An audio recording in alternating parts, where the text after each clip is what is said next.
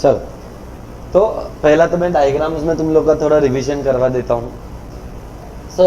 बेटा last class में हमने लॉ खत्म किया था, एक्सेप्शंस खत्म किया था, वेरिएशन और चेंज वाला कॉन्सेप्ट खत्म किया था। लॉ क्या है? Other factors remaining constant, higher the price,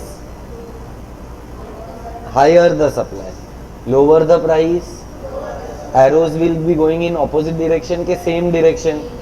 same direction का मतलब रिलेशनशिप कौन सा है? डायरेक्ट है। अच्छा, जब भी हम लोग लॉ के बारे में बात करते हैं तो लॉ के साथ हमेशा होते हैं exceptions. What are the exceptions to the law of supply? Exceptions are those which follow the law, which do not follow the law, do not follow the law. तो ऐसे कौन सी चीज है जो लॉ को फॉलो नहीं करती है? सबसे पहला एग्रीकल्चरल गुड्स, दूसरा point urgent need of cash, तीसरा पॉइंट पेरिशेबल गुड्स, चौथा पॉइंट रेयर गुड्स, और एक और पॉइंट था backward bending labour supply. Point का नाम था लेबर सप्लाई कर्व। चलो, सो लेबर सप्लाई कर्व कैसा होता है? डाउनवर्ड होता है, अपवर्ड होता है कि बैकवर्ड बेंडिंग होता है? बैकवर्ड बेंडिंग का मतलब क्या? वेजेस बढ़ेगा तो आवर्स भी बढ़ेगा, वेजेस और बढ़ेगा, आवर्स और बढ़ेगा। क्या जिंदगी भर यही चलता रहेगा? At certain point of time in my life मेरा वेजेस और बढ़ जाएगा पर मैं मेरा आवर्स कम कर देगा। So up to a certain point curve upward है, after a certain point curve backward है। Are we clear with that? चलो, अब आता है वेरिएशन। ये वेरिएशन किसके वजह से होता है?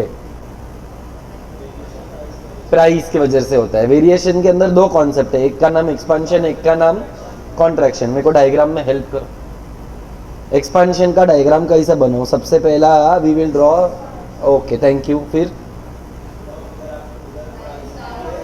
इधर प्राइस है, इधर क्वांटिटी सप्लाइड, फिर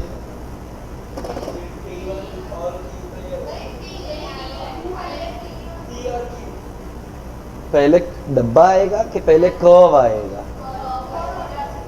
हाँ, कर्व कैसा आएगा? पर डाउनवर्ड, अच्छा straight line vertical, straight line horizontal के upward sloping? Supply curve upward sloping होता है। अब यहाँ पर हम एक पॉइंट सिलेक्ट करेंगे जो है P एंड Q। ये प्राइस P है, ये प्राइस Q है। अब क्या होता है एक्सपेंशन के अंदर? Price rise, quantity supplied also rises. तो परफेक्ट, P के ऊपर P1, Q के राइट साइड पे Q1 आएगा। अब मेरे को ये राइट साइड पर आएगा ये बोलने का जरूरत ही नहीं था क्योंकि अपन ने कर्व बनाया था, कर्व का पॉइंट ही राइट में चला गया। ये बराबर है। तो यहाँ पर क्या दिखा है? Price rises, quantity also rises and this concept is called as expansion. ये बराबर है क्या?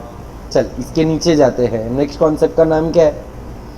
कॉन्ट्रैक्शन। बोलो, कॉन्ट्रैक्शन में क्या होता है? प्राइस, परफेक्ट, प्राइस फॉल तो क्वांटिटी सप्लाइड भी फॉल। यहाँ पर पहले क्या बनाया? एक्स एक्सिस और वाई एक्सिस। वाई पे लिखा प्राइस, एक्स पे लिखा क्वांटिटी सप्लाइड। फिर बनाया सप्लाई का कर्व। फिर क्या करूँ? ये P लिया, ये Q लिया, फिर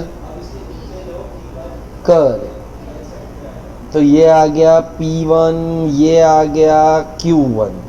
ये अगर A है तो ये B है। प्राइस क्या हुआ? फॉल। तो क्वांटिटी भी क्या हो गया? Fall.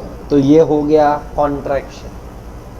So if you observe both the diagrams, फर्क क्या है? प्राइस या तो ऊपर या तो प्राइस नीचे।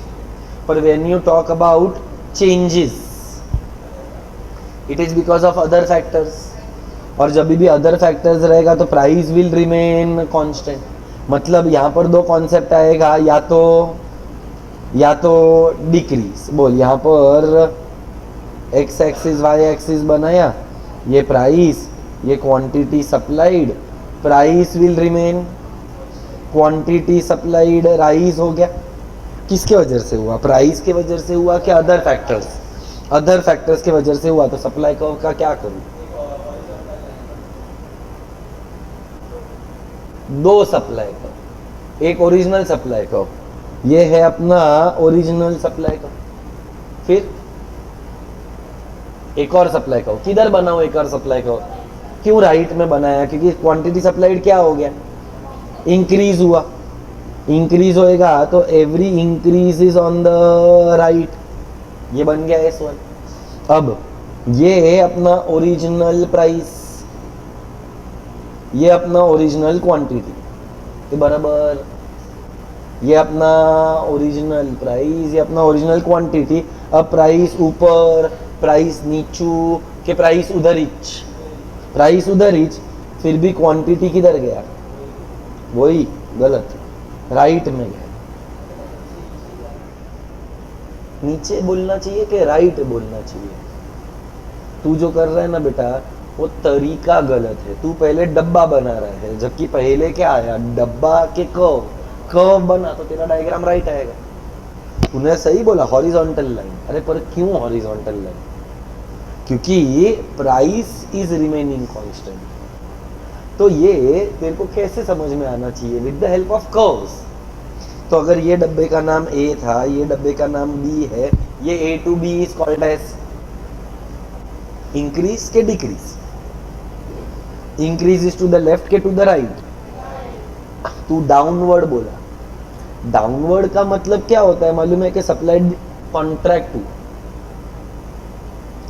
Downward movement in price is called as contraction.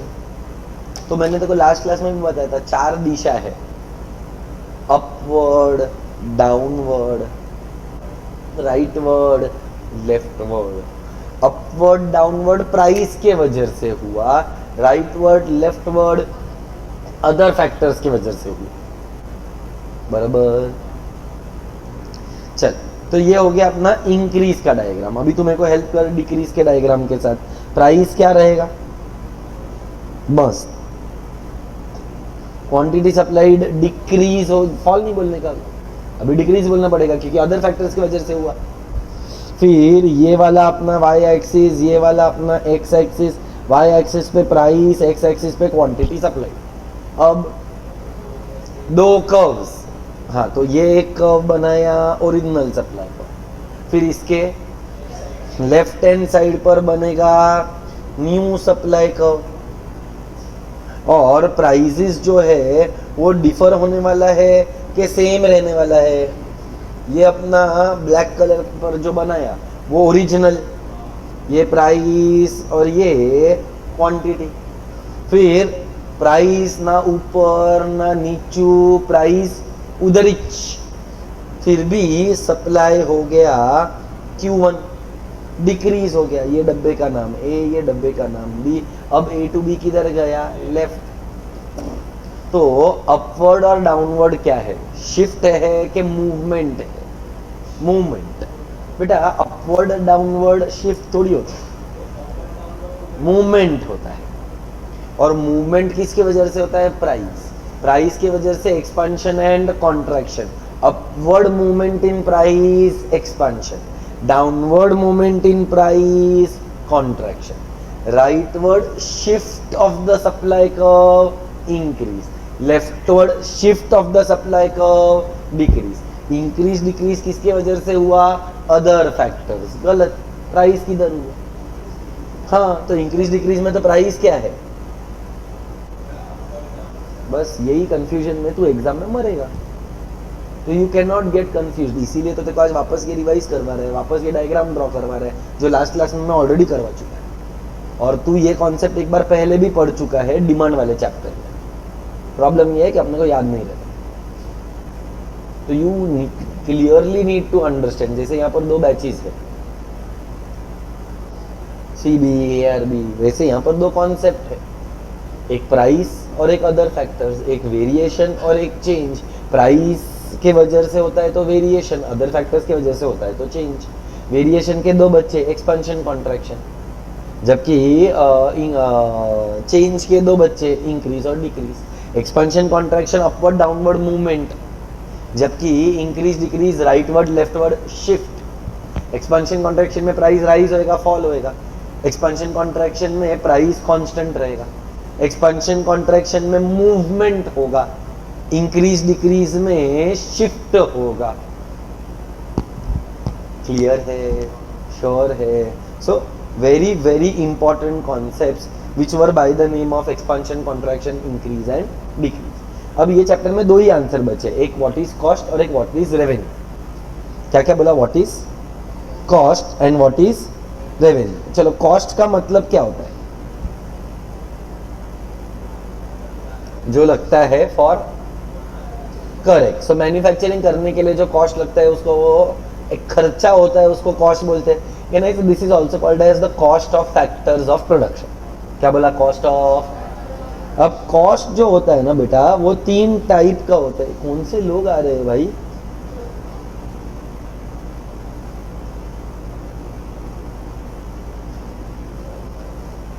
चल, एक कॉस्ट का नाम है टोटल कॉस्ट। क्या नाम है बेटा? टोटल। फिर दूसरे कॉस्ट का नाम है मार्जिनल कॉस्ट। कौन सा कॉस्ट? तुमने एक law of diminishing marginal utility पढ़ा है? मार्जिनल का मतलब क्या था? You had studied the law of diminishing marginal utility. तुमने ऐसा 2 कॉन्सेप्ट भी पढ़ा है, एक का नाम टोटल यूटिलिटी, एक का नाम मार्जिनल यूटिलिटी। यहां पर भी टोटल और मार्जिनल है। मार्जिनल का मतलब क्या, ये मेरा सवाल है।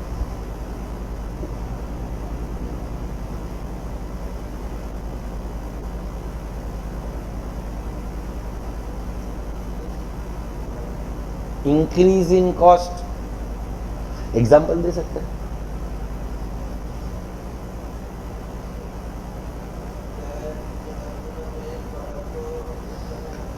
कंज्यूमर के पॉइंट ऑफ व्यू से तो कॉस्ट होता ही नहीं। कॉस्ट तो प्रोड्यूसर के पॉइंट ऑफ व्यू से होता है, तो वो चेंज कर दे, कंज्यूमर के जगह पर प्रोड्यूसर, कंजम्पशन के जगह पर प्रोडक्शन।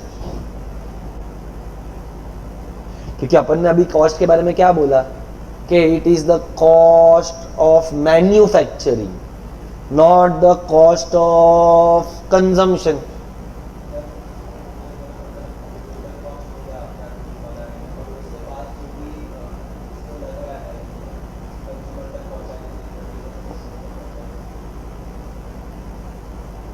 कंज्यूमर को जो पहुंचाने का कॉस्ट है वो भी तो मेरे टोटल कॉस्ट में ही आएगा।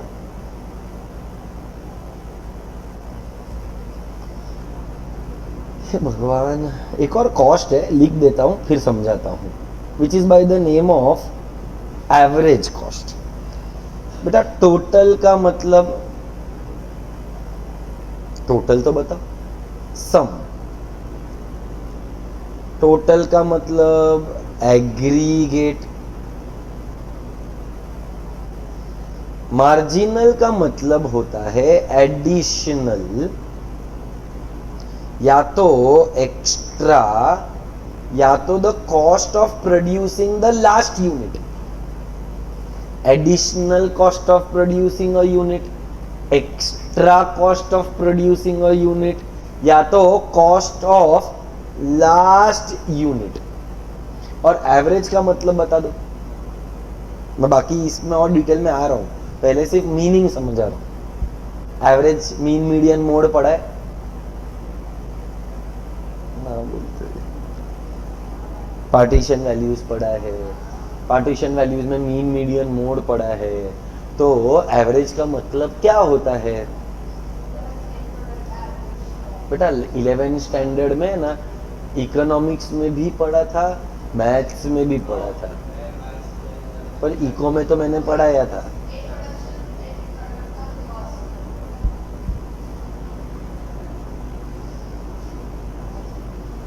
It is the cost per unit. I repeat, it is the cost per unit. एक एक करके बात करते हैं, क्योंकि मेरे को समझ में आ गया, तुमको नहीं समझ रहे। सो पहले टोटल का बात करते हैं। There is a cost by the name of total cost. Total cost is equal to total fixed cost plus total variable cost. क्या बोला? total cost is equal to dash plus dash। एक cost fixed, एक cost variable। क्या इस classroom को चलाने के लिए खर्चा होता है? बता, क्या क्या खर्चा हो रहा है इस क्लास में लेक्चर लेने के लिए। इलेक्ट्रिसिटी का बिल, वाईफाई, जूम, इलेक्ट्रिसिटी में आ गया ये सब। रेंट भरना पड़ेगा, फर्नीचर के ऊपर डेप्रिसिएशन आएगा, मेरे को बुलाकर जो फीस रहेगा वो। तो अपन एक एक करके क्लासिफाई करते हैं। इलेक्ट्रिसिटी का बिल फिक्स्ड है? नहीं, मतलब वो कौन सा हुआ, वेरी करता है तो वेरिएबल है। डेप्रिसिएशन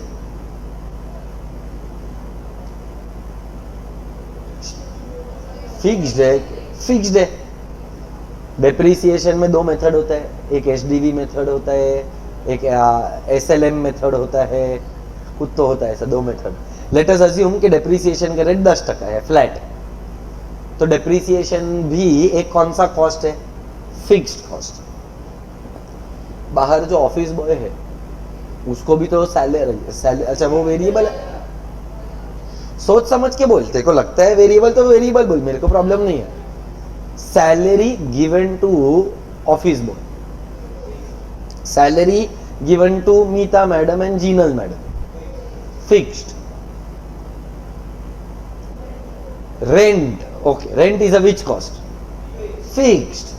फिक्स्ड का मतलब जो कॉस्ट आउटपुट पे डिपेंडेंट नहीं है। आई रिपीट बेटा, फिक्स्ड कॉस्ट का मतलब क्या होता है, जो आउटपुट पर डिपेंडेंट, आउटपुट जीरो है। रक्षाबंधन के दिन पर तुमको लेक्चर नहीं है तो क्या एक दिन का भाड़ा माफ हो जाएगा? आउटपुट जीरो है, ये है आउटपुट जीरो है, क्या फिर भी फिक्स्ड कॉस्ट जीरो रह सकता है? Can fixed cost be zero? No. So even if output is zero, fixed cost can not be zero, fixed cost remains constant. Output बढ़ गया, इस क्लासरूम का कैपेसिटी 70 बच्चे हैं, बैठे 17 है, 17 से भी कम। तो क्या रेंट सिर्फ 17 बच्चों का भरना पड़ता है कि पूरे क्लास का भरना पड़ता है? तो अगर कल उठकर इस क्लास में 70 बच्चे हो गए तो भाड़ा बढ़ जाएगा? नहीं। तो आउटपुट बढ़ गया तो भी मेरा fixed cost remains constant. Output कम हो गया मतलब fixed cost changes with the level of output, के does not change with the level of output? Does changes, हाँ, does not changes with the level of output. तो इसके साथ एक और कॉस्ट है, total variable cost. Output zero है, जैसे कि वो जो एपीटी प्लाजा था, एपीटी प्लाजा है, पर अभी का सारे लेक्चर्स अगर तुम देख रहे हो तो इधर ही हो। तो क्या वहां पर मेरे को वेरिएबल कॉस्ट बेयर करना पड़ेगा अगर आउटपुट जीरो है? तो रेंट बेयर करना पड़ेगा, सैलरीज भरना पड़ेगा, पर जो वेरिएबल कॉस्ट है अगर मैं प्रोड्यूस ही नहीं करेगा तो मेरे को वहां पर वेरिएबल कॉस्ट भरने का जरूरत। सो आउटपुट जीरो, तो कैन वेरिएबल कॉस्ट भी जीरो? यस। आउटपुट बढ़ गया, वेरिएबल कॉस्ट भी बढ़ जाएगा। आउटपुट कम हो गया तो वेरिएबल कॉस्ट भी कम हो जाएगा। सो कॉस्ट के कितने कंपोनेंट्स है? दो। एक कॉस्ट का नाम फिक्स्ड, एक कॉस्ट का नाम वेरिएबल। बता, जो पैसा मुझे मिलता है वो फिक्स्ड है, वेरिएबल है? क्यों? क्योंकि मैं आवर्स के हिसाब से चार्ज करता है। तो आज अगर मेरे को दिन में 6 घंटे का लेक्चर, तो I will get paid today for 6 hours. For example, in a month I take 150 hours, in the next month I take 100 hours. क्या मेरा सैलरी फिक्स रहेगा? चाहे कुछ भी हो जाए, चाहे कितना भी लेक्चर ले या ना ले, 0 लेक्चर ले मत ले, तेरे को फिक्स्ड पगार मिलेगा, ऐसा है क्या? मतलब कहने से कॉस्ट दो टाइप का होता है, एक फिक्स्ड कॉस्ट और एक वेरिएबल कॉस्ट। सो अगर मैं तुझे बताऊं, ये क्लास में 17 लोग हैं, ये 17 लोग को पढ़ाने का मेरा कॉस्ट 40 लाख रुपया है। रेंट, वेजेस, इंटरेस्ट, प्रॉफिट सब कुछ गिन के मेरे को 40 लाख रुपए का खर्चा लगा। तो ये 40 लाख कौन सा कॉस्ट है? फिक्स्ड है, वेरिएबल है कि टोटल है? क्यों वेरिएबल नहीं? तो पूरे क्लास का जो है वो वेरिएबल है, जो पूरे क्लास का है वो फिक्स्ड है कि पूरे का मतलब टोटल होता है? सब कुछ मिलाकर होएगा ना। रेंट का कॉस्ट, वेजेस का कॉस्ट मिलाकर फिक्स्ड होता है।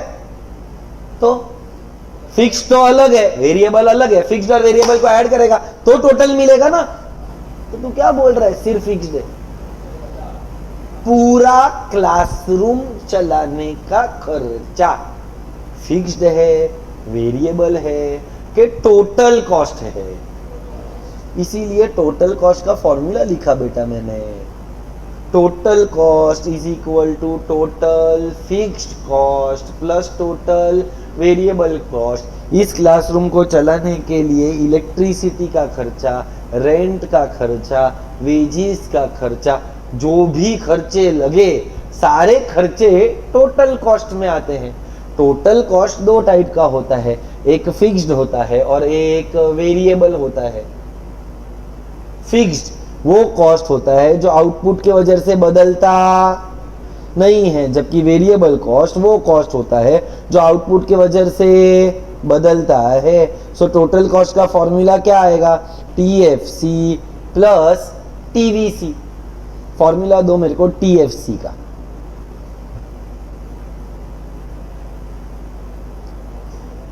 मस्त Vaibhav. It will be total cost minus total variable cost. Formula दो TVC का। TC माइनस TFC, ये हो गया मेरा टोटल कॉस्ट। सो बेटा what is a total cost? Total cost is the total expenditure incurred by the firm on the factors of production. Total cost is divided into two parts, fixed cost and ये बोलो रे, fixed cost and variable cost. Fixed cost कौन से होते हैं? जैसे कि rent, interest, machinery पर, जो आउटपुट की वजह से बदलते नहीं है।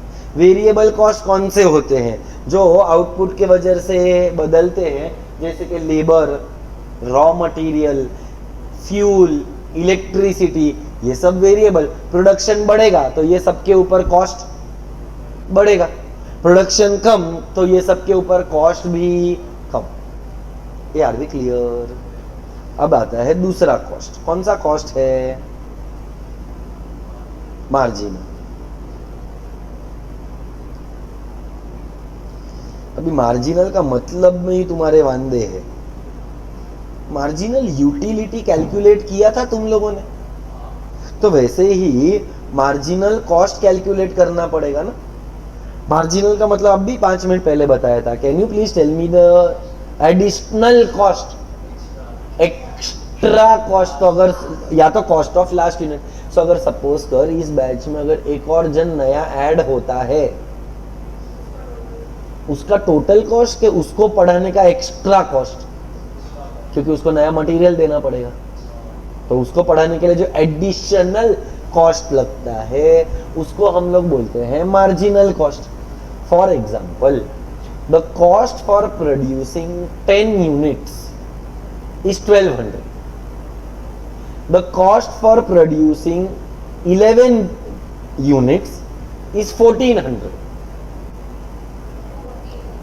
तो नहीं, 15 के बारे में मुझे बात ही नहीं करना है। 10 के लिए कितना था? 1200। 11वें के लिए कितना? तो 11 के लिए टोटल कितना?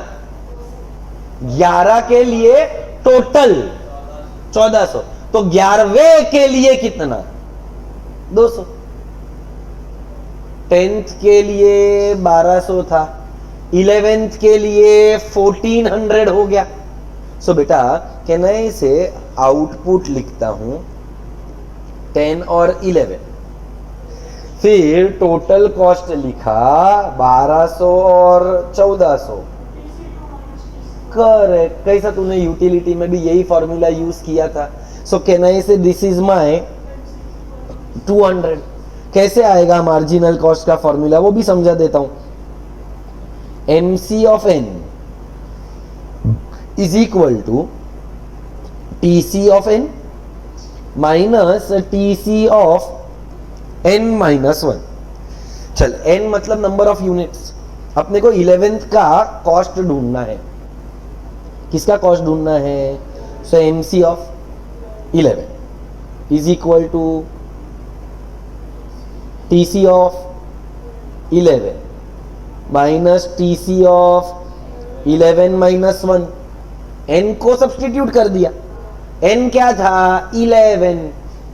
सो marginal cost of 11 is equal to TC of 11 minus TC of 10 के बराबर। TC ऑफ 11 कितना है? 14। TC ऑफ 12 कितना, 10 कितना है? 1200। Therefore marginal cost of producing all 11 units के 11th unit is 200 rupees। तो पूरा के पूरा 11 यूनिट बनाने का कॉस्ट 200 है कि 11वें का 200 है? जो एक्स्ट्रा होता है उसको मार्जिनल बोलते हैं, जो उसको मार्जिनल बोलते हैं। सो देख, यहां पर एक और कॉस्ट दिया रहेगा। Marginal cost is the incurred on producing the extra unit। ये बराबर है मार्जिनल कॉस्ट का formula same, MC of N is equal to TC of N minus TC of N minus 1 बराबर है। अभी तीसरा एक और कॉस्ट था, कौन सा कॉस्ट? Average cost. बोल, एवरेज कॉस्ट का मतलब क्या होता है? सबको बनाने का कॉस्ट के पर यूनिट। सचिन तेंदुलकर ने 251 इनिंग्स में 15,000 रन बनाया टेस्ट मैच। वो 15,000 क्या है? टोटल है। उसने अपने लास्ट इनिंग्स में फॉर एग्जांपल 70 रन बनाया, मार्जिनल। तो 250 मैच का एवरेज क्या है? 17,000 या 15,000 डिवाइड बाय 251। सो वैसे ही एवरेज कॉस्ट का मतलब क्या होता है? एवरेज कॉस्ट का मतलब होता है पर यूनिट। पर यूनिट कैसे कैलकुलेट करेगा? तो average cost is equal to total cost divided by output. Average cost is equal to what? Total cost divided by, पिछले वाले एग्जांपल में मैंने आउटपुट कितना लिया था? 10। टोटल कॉस्ट कितना था? 12। हाँ सॉरी 1200। तो मेरे को पर यूनिट कॉस्ट बता। 120 कैसा आया? तो 120 डिवाइड बाय 1200 डिवाइडेड बाय 10। तो तूने क्या किया? टोटल कॉस्ट लिया। टोटल कॉस्ट को किससे डिवाइड किया? आउटपुट से। सो तेरा फॉर्मूला क्या बन गया? AC is equal to TC upon Q।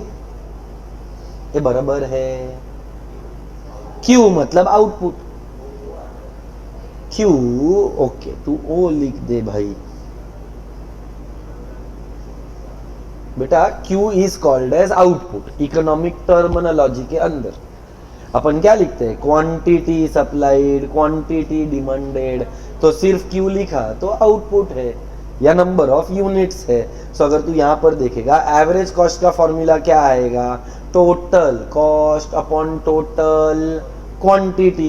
Average का मतलब मैंने क्या बताया था? It is cost of production per unit.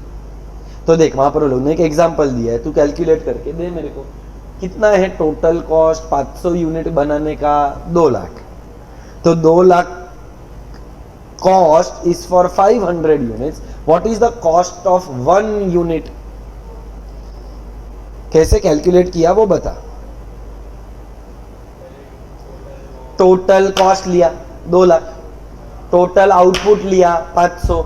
So 2 lakh upon 500 करेंगे तो अपने को आंसर क्या आया? 400।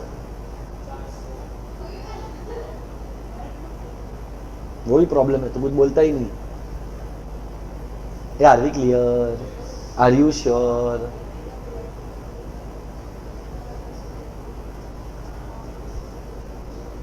ये तेरा टोटल कॉस्ट है, ये तेरा टोटल आउटपुट है। फॉर्मूला में डाल total cost upon total output, तो तेरे को तेरा आंसर मिल जाएगा। ये आर वी क्लियर? चल अभी ऐसे ही तू है ना, मेरे को नेक्स्ट कॉन्सेप्ट बता। अगर कॉस्ट है तो सामने क्या होना चाहिए? कॉस्ट हो गया, कॉस्ट के बाद प्रोड्यूसर को क्या चाहिए? रेवेन्यू चाहिए। सो नेक्स्ट कॉन्सेप्ट का नाम क्या है? रेवेन्यू कितने टाइप का होता है? 3। कौन सा 3? सेम।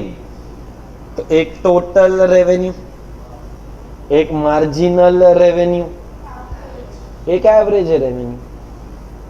बोल टोटल रेवेन्यू कैसे कैलकुलेट होता है? अभी सोच समझ के देना, क्योंकि रेवेन्यू फिक्स्ड वेरिएबल ऐसा तो नहीं होता है। क्या बात है यार, मस्त। कैन आई से total revenue is price into quantity. For example इस बैच का मुझे रेवेन्यू कलेक्शन देखना है, तो 1 2 3 4 5 6 7 8 9 10 11 5-7 लोग एब्सेंट रहेंगे। टोटल इस बैच का साइज से फॉर एग्जांपल 20 स्टूडेंट्स है। हर एक स्टूडेंट से प्रोफेशनल एकेडमी ने 15,000 रुपया चार्ज किया for example. Then what is the total revenue of this batch? What is the price in my example? What is the price in my example? 15,000। What is the number of units that we have sold? 20 ना? 70 बोला कोई तो total revenue is equal to 15,000 into 20 which is equal to how much? 3 lakhs। ये total revenue हो गया। फिर वैसे ही एक और कॉन्सेप्ट है जिसका नाम क्या है? मार्जिनल। बोल मार्जिनल रेवेन्यू का फॉर्मूला क्या? M R of N, T R of N minus T R of N minus 1। Same, जो यू था वो सी हुआ, जो सी हुआ वो आर हुआ, क्योंकि कॉन्सेप्ट तो मार्जिनल का ही है। Are we clear with this? Marginal का मतलब सबका मिलाकर के एडिशनल, एडिशनल एक्स्ट्रा लास्ट। अभी सपोज कर कोई अभी एडमिशन लिया, अभी थोड़ा लेट है, अभी किसी ने थोड़ा लेट एडमिशन लिया तो उससे 15,000 नहीं लिया, उससे 10,000 ही लिया। तो what is the additional revenue of 21st student? 10,000। अच्छा वो बहुत बड़ा आदमी था, वो पैसा देने के लिए रेडी था, हमने उसका लगाया 30,000 लगाया। बोलते हैं तुमको वापस पढ़ाना पड़ेगा, तुम्हारा डाउट सॉल्विंग करना पड़ेगा, टीचर को अलग से टाइम निकालना पड़ेगा, कुछ भी छोड़ना। मैंने उससे 21वें स्टूडेंट से 30,000 का फी लिया, तो मेरा एडिशनल फीस इज 30,000। फिर आता है तीसरा कॉन्सेप्ट जिसका नाम है average revenue.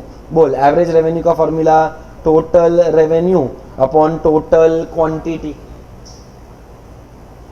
Are we clear? Are you sure? So बेटा लास्ट के 2 आंसर अगर देखोगे, question number 9 talks about total revenue, average revenue and marginal revenue. Question number 8 is types of cost. Question number 9 is the types of revenue, and that's where the chapter gets over. दो हुआ ना? Question number 8 types of cost. Question number 9 is the types of revenue. बराबर? नया नहीं, उसके पहले मेरे को चाहिए कि आप लोग पहले तो इसका अभी क्लासरूम में ये लिखना है। हाँ तो लिखो। हाँ तू ले सकता है बेटा, मैंने देखो थोड़ी मना की है। I want you to write this.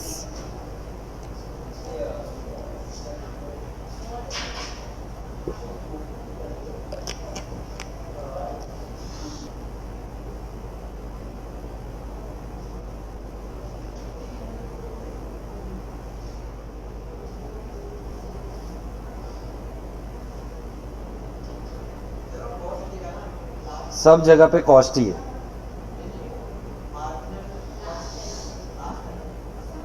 Extra additional last.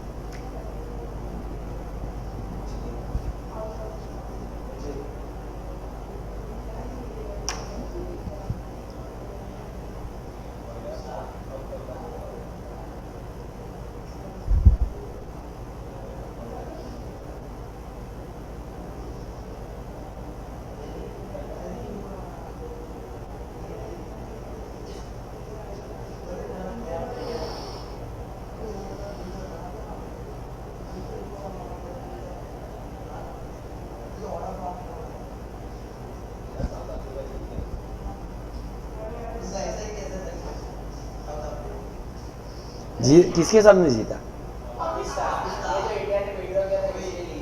अच्छा ये वाला बोल रहा है तू, चैंपियंस.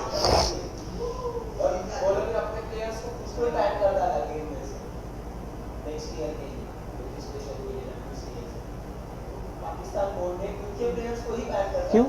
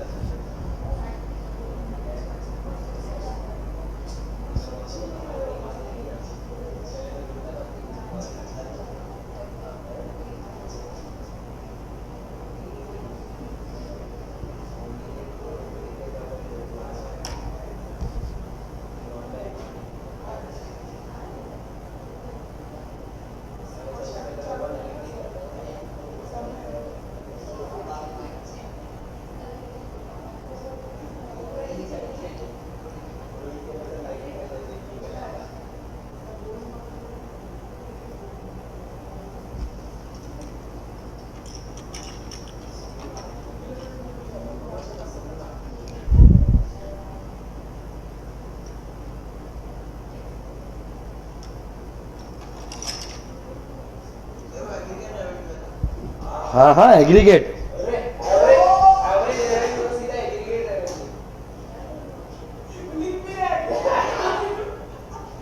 एवरेज रेवेन्यू है बेटा.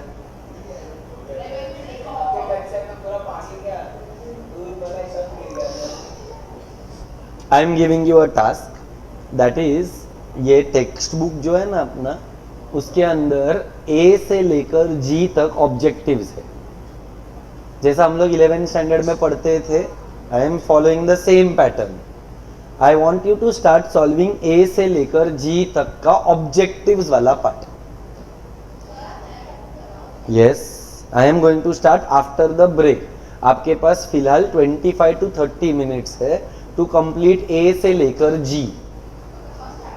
No madam, for the 4th chapter. उसको एग्जाम में है आज, इसके लिए वो वाला पढ़ा।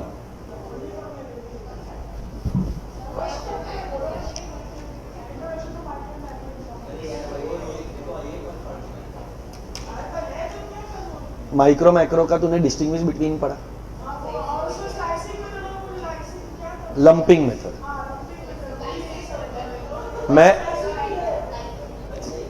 मैं तेरे को समझा देगा, बट तूने फीचर्स ऑफ माइक्रो पढ़ा, फीचर्स ऑफ मैक्रो पढ़ा, डेफिनेशन ऑफ माइक्रो मैक्रो पढ़ा है।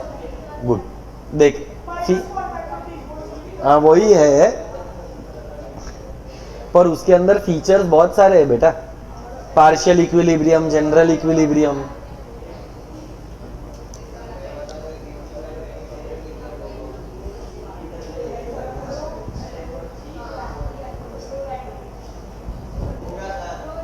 ऑब्जेक्टिव्स ए से लेकर ऑब्जेक्टिव जी।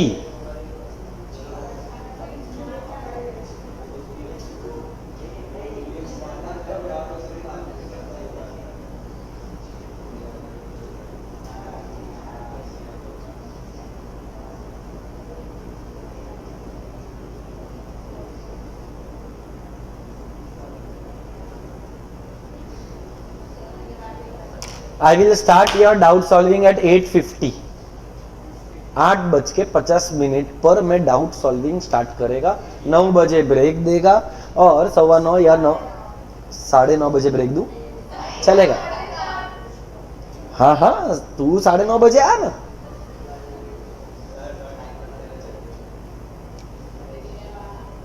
क्यों, किसको मिलने को जा रही? अभी क्या टाइम लगता है? बाजू वाले ही क्लास में सब। मुझे लगा किसी को मिलने के।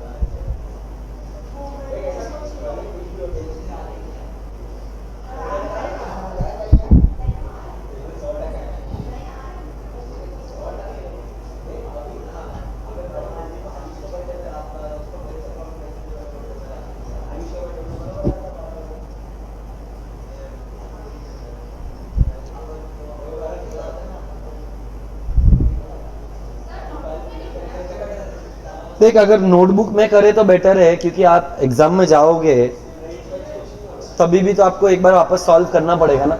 अगर आंसर ऑलरेडी मार्क्ड रहेगा तो तू तो हमेशा वो देखा या हुआ आंसर ही करेगी।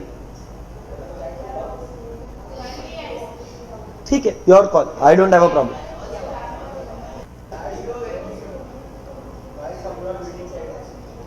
चल वैभव, प्रियांश, ऑब्जेक्टिव सॉल्व करना स्टार्ट करो।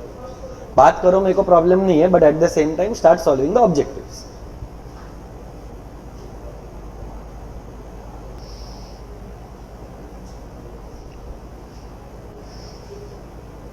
आई होप सबका एटलीस्ट क्वेश्चन नंबर ए हो गया है and you are comfortable solving. More important वो है कि भाई समझ में आना चाहिए। लवली असर्शन रीजनिंग वाले क्वेश्चन तक पहुंचे? ओके, उसमें ही मेजर कब का हो गया? बस, तो फिर तो मेरे को लगता है तेरा 15 मिनट में हो जाएगा अभी, नॉट इवन 8:50। करेगा ना बेटा, तू टेंशन मत ले, तेरे को मैं पूरा एग्जाम के लिए रेडी करके जाए।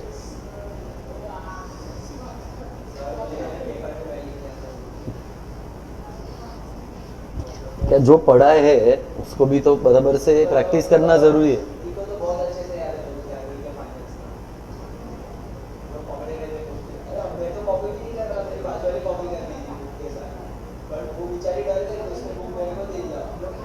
तूने लिया क्यों? तो तूने क्या?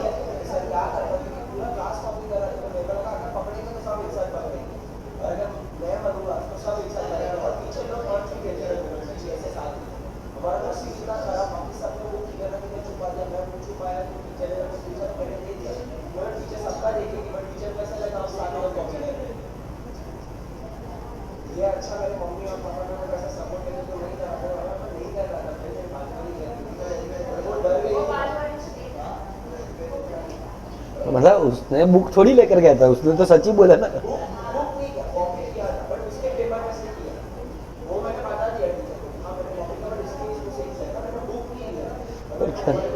क्यों कॉपी करना है, बोर्ड्स में नहीं कर पाएगा। देख, it becomes a habit, it is very simple. You don't prepare when you know that you can copy.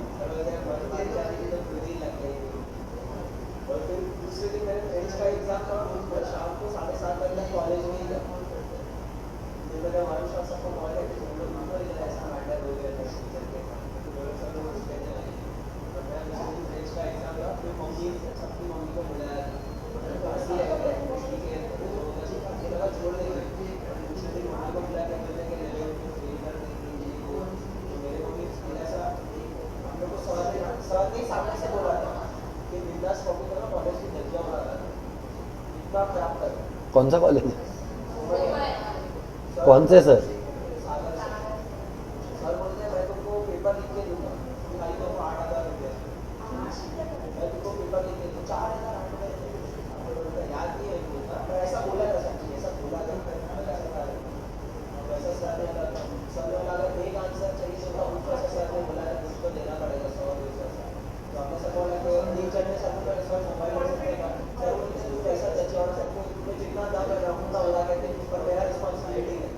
तो क्या फायदा? तो क्या फायदा?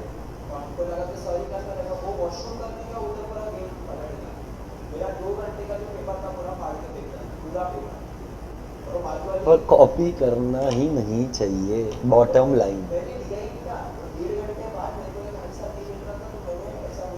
छोड़ देने का।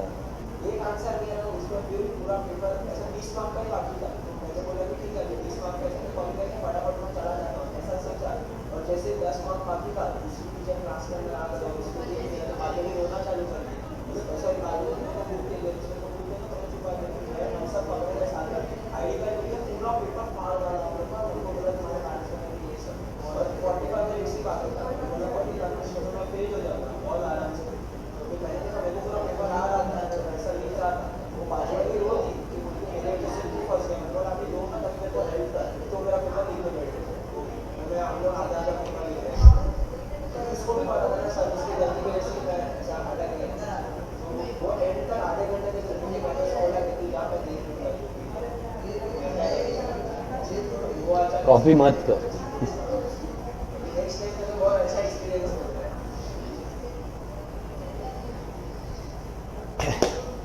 चलो, सबका मैच द कॉलम तक भी पहुंच गए रहने चाहिए।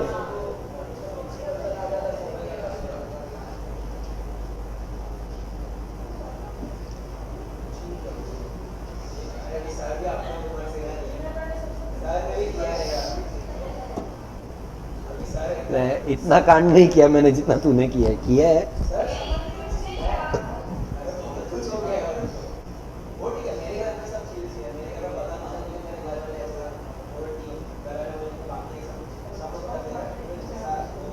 जेल के अंदर ही मिले तू अगली बार।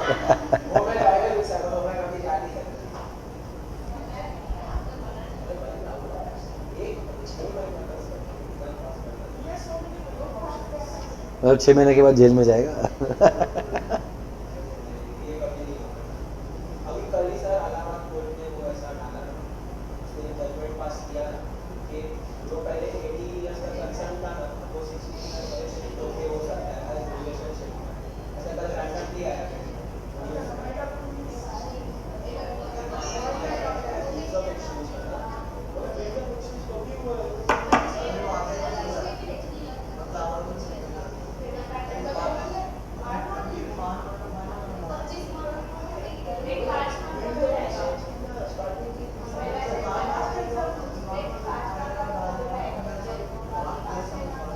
पूरा चैप्टर प्रिपेयर करना होता है एग्जाम के लिए।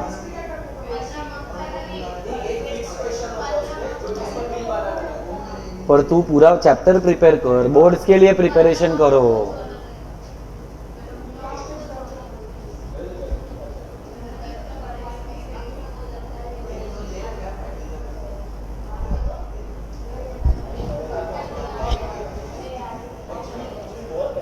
अरे भाई लोग 10 ही मिनट बचे हैं, सब हो गया, जी तक हो गया तो ठीक है। जी तक मेरे को वही डाउट है बेटा, जी तक इतना जल्दी होएगा नहीं।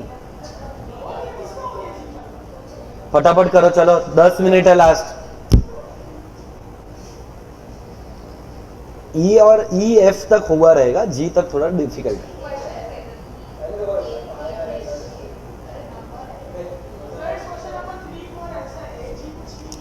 1 2 3 4 है वहां पर। हाँ तो 1 से लेकर तुम लोगों को किधर तक करने का है बोलूं? नहीं 7 तक करना।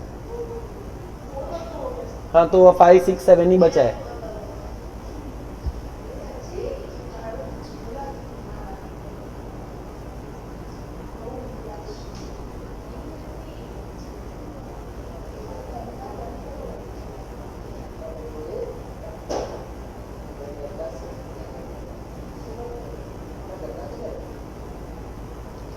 ए 24 घंटा चौकन्ना चल अभी।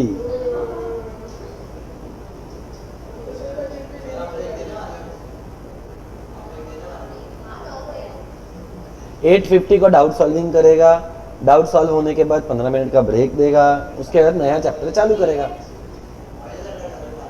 यस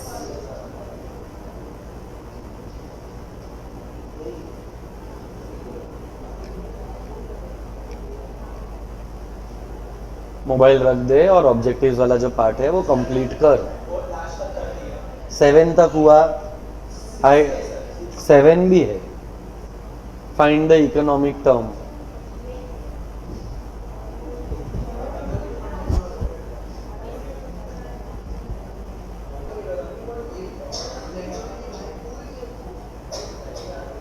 अबे ऑब्जेक्टिव सॉल्व कर तू।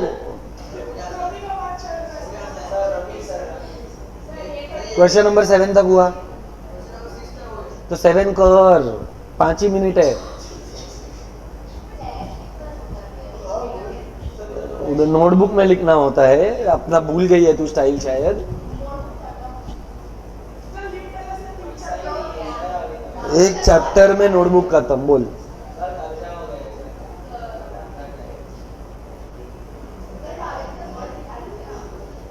हाँ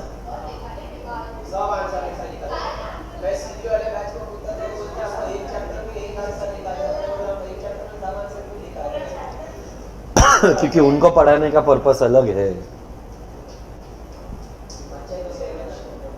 पर पढ़ अलग रहे। बच्चे से इन कैसे, उनको सीए करने का है, तेरे को सीए नहीं करने का है, तेरे को 12th में अच्छा स्कोर करवाने का है।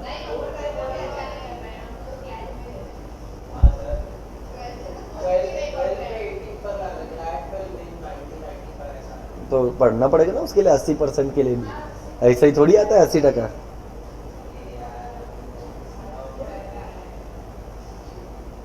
अलग ओवर कॉन्फिडेंस में जी रही है ये।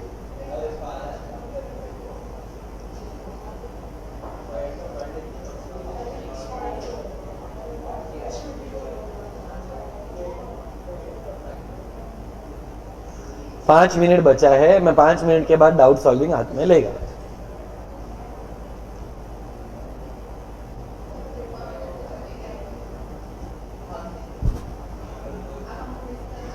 बहुत रोना आ रहा है।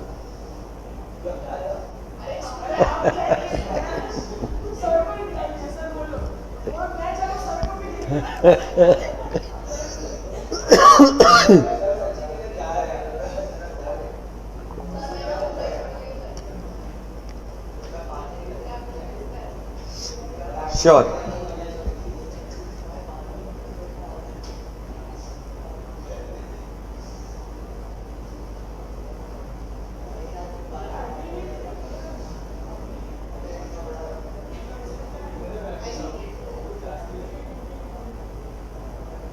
एग्रीगेट यूटिलिटी होता ही नहीं है, एवरेज यूटिलिटी होता है। एग्रीगेट का मतलब total.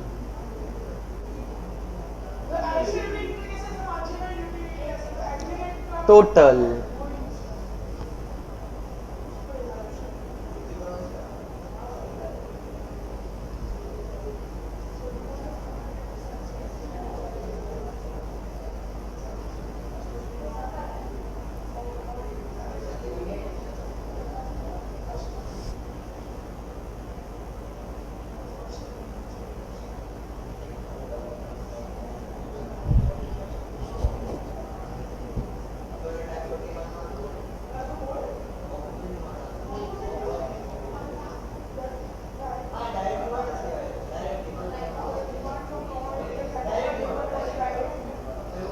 Direct demand.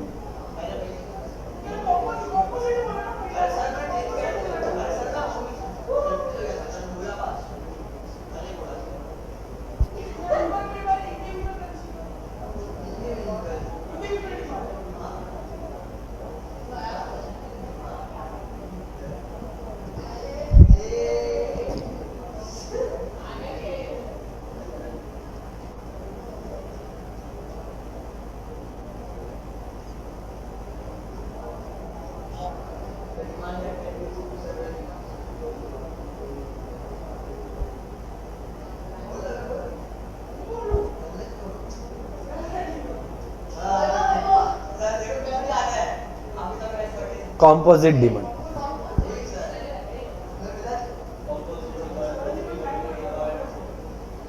Joint demand होता है, complementary goods have joint demand.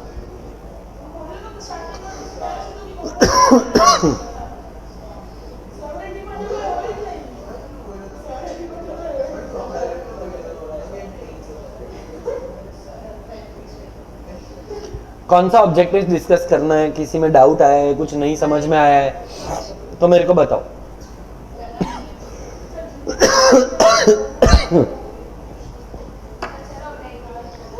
किसी को डाउट रहेगा तो मेरे को डाउट सॉल्व करने दे।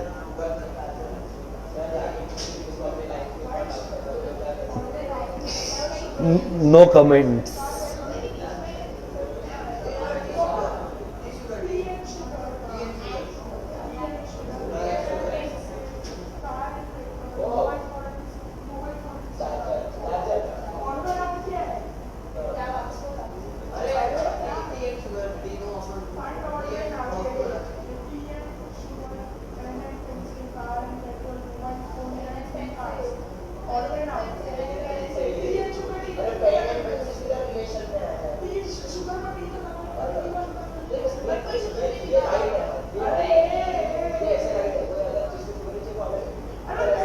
अबे आधार फैक्ट है। अबे तेरी भैंस की पूछ, शुगर नहीं चाहिए बोलता है।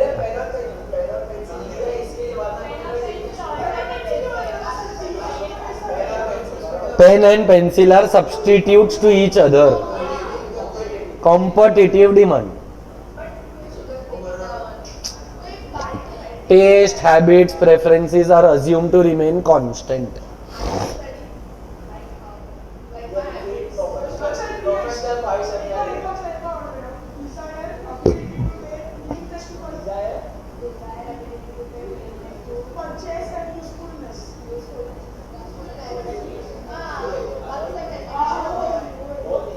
ओ सप्लाई का डाउट पूछो।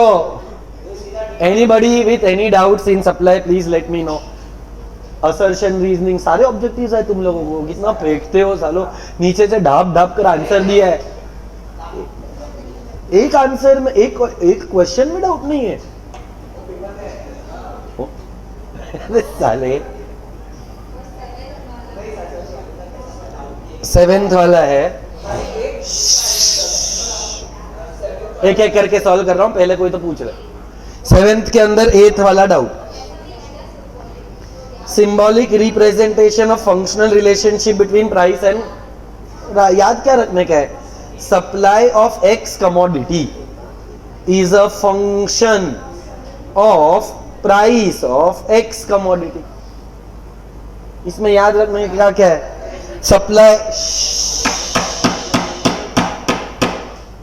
सप्लाई किस पे डिपेंडेंट है? वो लोग ने बोला है relationship between price and supply. तो सप्लाई ऑफ एक्स, एक्स मतलब x commodity is a function, function मतलब dependent, dependent on what? Price of that commodity. तो s x is equal to f of p of x. Simple है, by heart क्यों करने का, logic है। बोल, supply कहां से आता है? प्रोडक्शन से आया था आउटपुट, आउटपुट से आया था स्टॉक, स्टॉक से आया था supply. What is the definition for stock? Stock is the ability to supply. तो वो सोर्स ही तो हुआ। सबसे पहला जो तेरे को मैंने ये करवाया था, what is stock? It is the ability to supply. बरोबर, वही, वहीं से तो सप्लाई करेगा ना।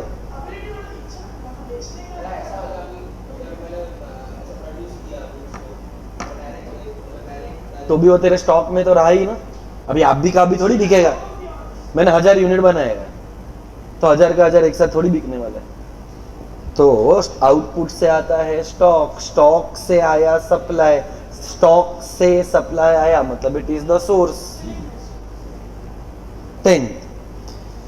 हाँ, ये तो अभी आना ही चाहिए था डाउट, ये किसी ने भी नहीं पूछा, मेरे को नहीं पता है क्यों। The minimum amount of sales proceeds which entrepreneur expects to receive from sale of output at a given level of employment is called as aggregate supply. aggregate supply micro नहीं, macro economic concept. Individual supply, market supply micro है। तो supply करने के बाद क्या मिलता है? पैसा। so the minimum amount of sales proceed, sales proceed मतलब सेल करने के बाद जो मुझे पैसा मिलने वाला है वो। तो जो हम एक्सपेक्ट करते हैं from a given level of output, उस कॉन्सेप्ट का नाम ही एग्रीगेट सप्लाई है। तो ये तो हर किसी को डाउट आना चाहिए था, किसी ने पूछा नहीं एक को छोड़ के। इसी का फोर्थ, इकोनॉमिस्ट हु डिफाइंड, अभी इसमें क्या डाउट है मुझे नहीं पता, इसके लिए तेरे को डेफिनेशन पढ़। क्या बोला? जैसे मैं प्रीतेश वीरा है, जैसा वो वैभव है, जैसा ये कुछ तो है,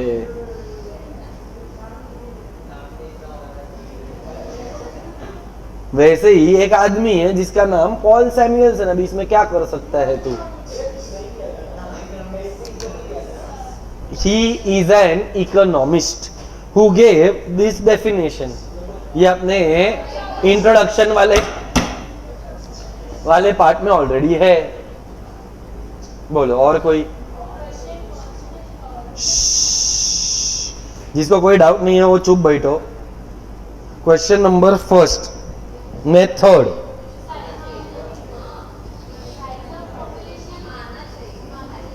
नहीं आना चाहिए क्योंकि साइज ऑफ पॉपुलेशन सप्लाई को अफेक्ट करता है, कि साइज ऑफ पॉपुलेशन डिमांड को अफेक्ट करता है। Size of population is a determinant of demand, not a determinant of supply.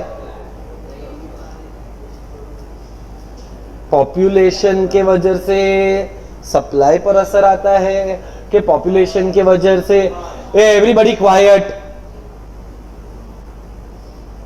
तुमको नहीं करने के, you can take a break, get lost. जिसका डाउट है मेरे को उसके साथ बात करने दो। I am not able to communicate with that person. So बेटा, whenever we talk about supply वो प्रोड्यूसर एंगल है, whenever you talk about demand वो कंज्यूमर एंगल है। Size of population will affect the demand of the commodity, not the supply of the commodity. Supply is the willingness to sell. मेरा willingness मेरे country के population के ऊपर dependent नहीं है, या साइज ऑफ पॉपुलेशन पर डिपेंडेंट नहीं है। हमने जब पढ़ा था डिटर्मिनेंट्स ऑफ सप्लाई, तो क्या डिटर्मिनेंट्स ऑफ सप्लाई में ऐसा कोई पॉइंट आया था जो साइज ऑफ पॉपुलेशन करके था? ना अदर फैक्टर्स में था, ना मेन फैक्टर्स में था। सो वो गलत है। और कोई? Anybody else with any other doubts or questions? Please let me know. I will help. Doubts तो होने ही चाहिए थे, क्यों नहीं है वो तुमको पता।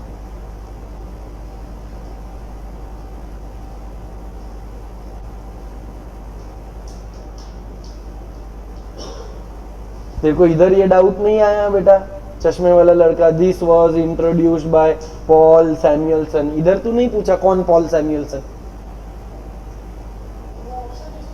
नहीं, उसने पढ़ा ही नहीं, उसने वो वाला पढ़ लिया रहेगा, ये वाला उड़ाया रहेगा। नीचे आंसर तो वैसे ही दिया हुआ है, तो मार्क कर लेने का, अपने को थोड़ी ना ऑनेस्टी हो नाम का कोई चीज होता है। सेम चीज ऊपर आया था, उसको उसमें डाउट नहीं आया। मैंने किधर बोला सेकंड आंसर है, पर तूने तभी वहां पर ये नहीं बोला कि सर, पहली बात तो which of the following is incorrect, तो यही आंसर है बाय द वे। तूने क्या आंसर दिया पांचवे का?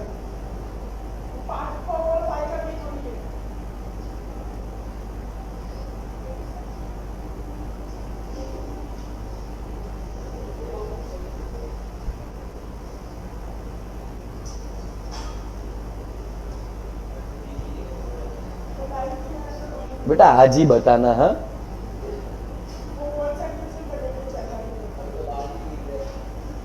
what was your answer for fifth question?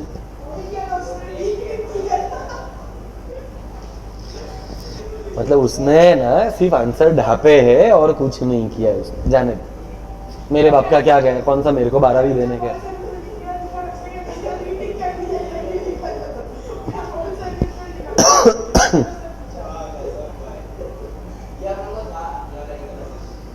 11th standard में था। According to Paul Samuelson, economics is the queen of social science. और irrespective of that,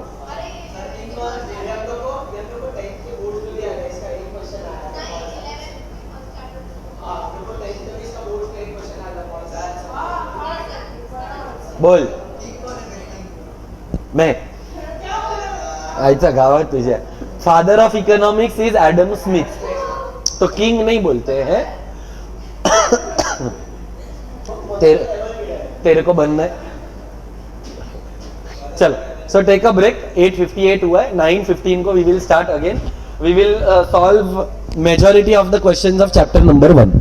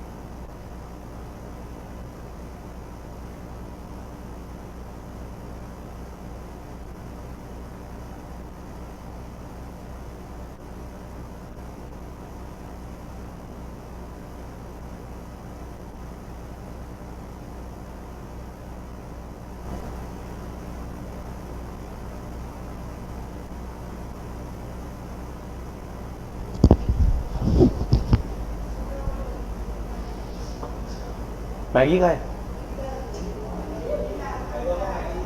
हे भगवान,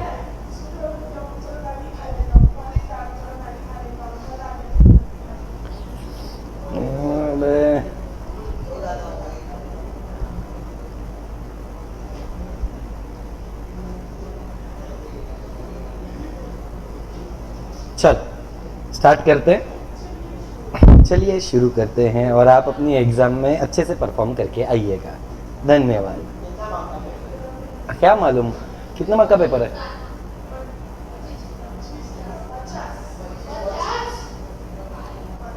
और चैप्टर्स हो जाएगा।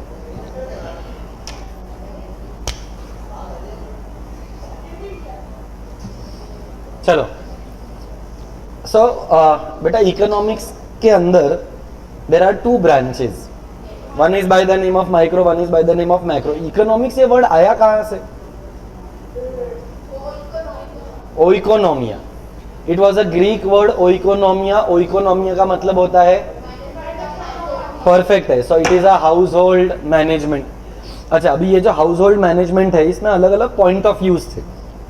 कोई इकोनॉमिस्ट लोग बोलते थे कि इकोनॉमिक्स के अंदर variables should be studied in isolation. क्या बोला? इकोनॉमिक्स के अंदर variables should be studied in isolation, whereas few economists believe that variables should be studied collectively। तो दो पॉइंट ऑफ व्यू है, एक बोलता था कि आइसोलेशन में पढ़ो, एक बोलता था कि कलेक्टिवली पढ़ो। तो ऐसा बहुत झगड़ा होता था। अच्छा, जो इंडिविजुअल अप्रोच है, जो आइसोलेटेड अप्रोच है, उसको बोलते हैं मीक्रॉस। मीक्रॉस, मीक्रॉस ग्रीक वर्ड। तो एक आदमी आया,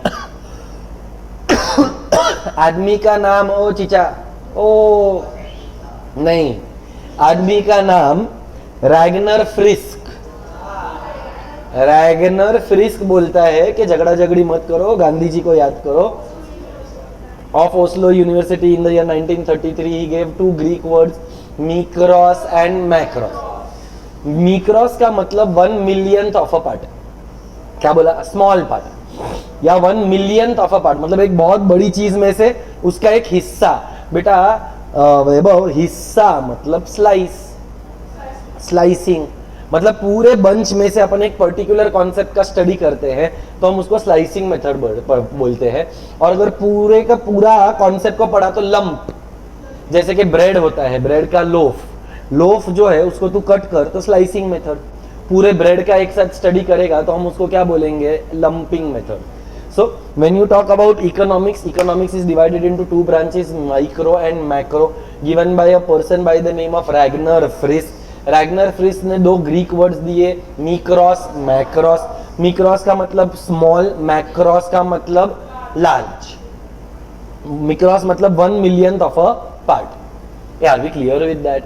अच्छा, जब भी हम माइक्रो इकोनॉमिक्स के बारे में बात करते हैं तो हमने माइक्रो इकोनॉमिक्स में क्या क्या पढ़ा है अब तक? कि नहीं से डिमांड पढ़ा, सप्लाई पढ़ा, यूटिलिटी पढ़ा, और यूटिलिटी में कॉन्सेप्ट पढ़ा था जो बोलता था utility is the basis of demand, है ना। अगर तेरे को कोई चीज का यूटिलिटी रहेगा तो ही तू वो चीज का डिमांड करेगा।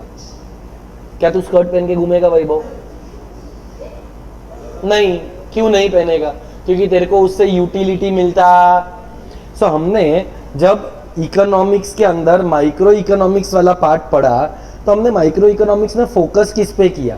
हमारा ज्यादातर जो फोकस है, गावत अभी लिखा था वो सब भी गायब हो गए। ये सब टोटल रेवेन्यू वगैरह जो नहीं है। अरे पर बंद किसने किया? ठीक है वैसे, हाँ वो ज्यादा नीचे हो गया नहीं, टेक्नोलॉजी है, जाने दे। तो जब भी हम इकोनॉमिक्स के बारे में बात करते हैं, माइक्रो इकोनॉमिक्स का स्कोप क्या है, माइक्रो इकोनॉमिक्स कहाँ कहाँ पर इस्तेमाल होता है? तो स्कोप के अंदर सबसे पहला आता है बेटा थियोरी ऑफ प्रोडक्ट प्राइसिंग। कौन सा प्राइसिंग? और प्रोडक्ट प्राइसिंग करने के लिए हम किसका इस्तेमाल करते हैं? तुम लोगों ने आगे जाकर एक चैप्टर पढ़ोगे जिसका नाम है फॉर्म्स ऑफ मार्केट। चैप्टर का नाम क्या है? Correct, monopoly, oligopoly, perfect competition, ऐसे बहुत सारा आता है। अच्छा मुझे कोई एक बात बता, how are prices determined in an economy? Consumer determine करता है, प्रोड्यूसर डिटरमाइन करता है कि डिमांड और सप्लाई फोर्सेस करता है? Demand and supply forces.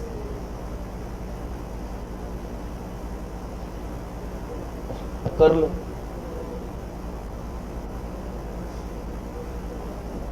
कर लो जो करने के। प्रोडक्ट प्राइसिंग के लिए दो चीजें जरूरी है वैभव। एक तो हमको समझना पड़ेगा what is the theory of demand, दूसरा हमको समझना पड़ेगा what is the theory of supply. अच्छा, कंज्यूमर को क्या प्राइस चाहिए? कम, चीप, जबकि प्रोड्यूसर को प्राइस क्या चाहिए? ज्यादा। तो ये तो लफड़ा हो गया। क्या करूं क्या ना करूं, ये कैसी मुश्किल है। कोई तो बताए इसका हल मेरे भाई। क्योंकि कंज्यूमर बोलता है मेरे को कम में चाहिए, प्रोड्यूसर चाहिए बोलता है मेरे को ज्यादा में चाहिए, तो मांडवली कैसा होता है?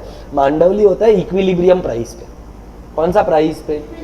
इक्विलिब्रियम प्राइस कब मिलता है? When demand is equal to supply. क्या बोला? व्हेन। तो कहना है इसे हम माइक्रो इकोनॉमिक्स में क्या पढ़ते हैं? पहला तो हम प्रोडक्ट का प्राइस, फिर हम लोग पढ़ते हैं थियरी ऑफ फैक्टर प्राइसिंग। ये कौन सा प्राइसिंग? फैक्टर का मतलब factors of production. What are factors of production? 4, land, labour, capital, entrepreneur. तो लैंड को रिटर्न में क्या मिलता है? ये रेंट कैसे डिटरमाइन होता है? डिमांड और सप्लाई फोर्सेस से। लेबर को क्या मिलता है? कैपिटल को क्या मिलता है? इंटरेस्ट। और एंटरप्रेन्योर क्या लेकर जाता है? ये सब को हम बोलते हैं फैक्टर प्राइसिंग। क्या बोलते हैं? तो फैक्टर्स ऑफ प्रोडक्शन के अंदर अपने को क्या पे करना पड़ेगा? रेंट, वेजेस, इंटरेस्ट, और एंटरप्रेन्योर क्या लेकर जाएगा? प्रॉफिट। सो बेटा माइक्रो इकोनॉमिक्स के अंदर हम क्या पढ़ते हैं? पहला तो थियरी ऑफ विच प्राइसिंग? पहला प्रोडक्ट प्राइस, दूसरा कौन सा प्राइस? और इवेंचुअली अपने को इकोनॉमी के अंदर क्या चाहिए कि देयर शुड बी वेलफेयर, के there should be no welfare? There should be welfare. तो एक और थियरी है जिसका नाम है theory of economic welfare. Economy में वेलफेयर कब आएगा? जब कंज्यूमर का भला होएगा, जब प्रोड्यूसर का भला होएगा, तो पूरे देश में भला होएगा। कंज्यूमर क्या चाहता है? Okay, best quality, cheap price. Why do we consume goods? Exactly. So what is your goal? To get कौन सा सेटिस्फैक्शन चाहिए? कम से कम के ज्यादा से ज्यादा? तो एक कंज्यूमर का डिजायर क्या है? To get maximum level of satisfaction. Producer का डिजायर क्या है? Maximum profit. परफेक्ट बोला। और इकोनॉमी के अंदर वेलफेयर कब आएगा? जब प्रोड्यूसर वो बनाता है जो कंज्यूमर को चाहिए, जब जिसको जो कमोडिटी चाहिए उसको वो कमोडिटी मिल रही है। So if you want X commodity that is available, you want Y commodity that is also available, you want Z commodity that is available. This is called as overall economic welfare. कौन सा economic welfare? तो कितने type के welfare पड़े? 3। एक consumer का, एक producer का, और एक इकोनॉमी का। तो अगर तू यहां पर देखेगा Vaibhav, very important answer which is your question number 2, what is the scope of micro economics? Scope के अंदर क्या आया बेटा? थियरी ऑफ विच प्राइसिंग, फिर थियरी ऑफ, और फिर theory of economic. Economic welfare के अंदर 3 कॉन्सेप्ट जो मैंने अभी जस्ट पढ़ा है। एफिशिएंसी इन, कब मिलेगा एफिशिएंसी इन प्रोडक्शन? जब उसका प्रॉफिट और उसके लिए कॉस्ट क्या होना चाहिए? High cost. कॉस्ट मिनिमम होना चाहिए तो प्रॉफिट मैक्सिमम होगा। फिर there should be efficiency in maximum satisfaction. And overall which efficiency? Overall economic efficiency कब मिलेगा? तो वहां पर अंडरलाइन करना हो तो कर सकते हो, that it means the production of those goods which are most desirable by the people. जब लोगों को अपने मर्जी के गुड्स मिलने लग जाते हैं तो हम उसको बोलते हैं as overall economic efficiency. Are we clear with that? अच्छा, तो माइक्रो इकोनॉमिक्स को हम क्या बोलते हैं? कहना इसे यहां पर भी प्राइसिंग, यहां पर भी pricing. So micro economics is called as price theory. ये कौन सा थियरी? तो मैक्रो के बारे में बताओ। अगर माइक्रो प्राइस डिटरमाइन करता है तो मैक्रो क्या? मैक्रो इनकम डिटरमाइन करता है। नेशनल इनकम करके एक कॉन्सेप्ट आएगा। तो मैक्रो इकोनॉमिक्स में हम क्या अंडरस्टैंड करने का कोशिश करते हैं? Income determination. माइक्रो में हम क्या करते हैं? प्राइस। एक सवाल है, बजट बनता है, बजट बजट कौन से लेवल पे बनता है? माइक्रो लेवल पे बनता है कि मैक्रो? चल, बजट मैक्रो लेवल पर बना, पर बजट के अंदर रिसोर्सेज एलोकेट होते हैं। ये जो एलोकेशन ऑफ रिसोर्सेज है वो मैक्रो लेवल पर होता है कि वो माइक्रो लेवल पर होता है? क्यों माइक्रो बोला तू? मैक्रो के माइक्रो दोनों में से एक बोल। क्यों? सबका एक साथ होता है वो बजट। क्या रिसोर्सिस का एलोकेशन कल वही मैं पूछ रहा हूं, रिसोर्सिस का एलोकेशन इज माइक्रो, MI वाला।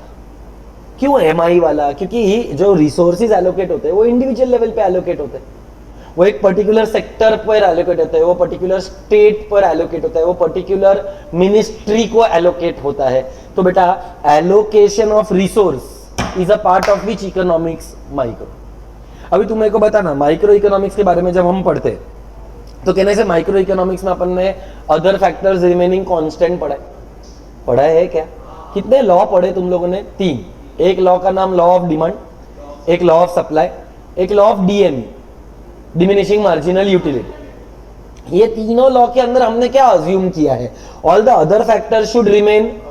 मतलब कहने से माइक्रो इकोनॉमिक्स अजम्पशन पर है, माइक्रो इकोनॉमिक्स अजम्पशन पर बेस्ड है। जब भी हम माइक्रो इकोनॉमिक्स के बारे में बात करेंगे तो हम बोलते हैं there is ceteris Paribas.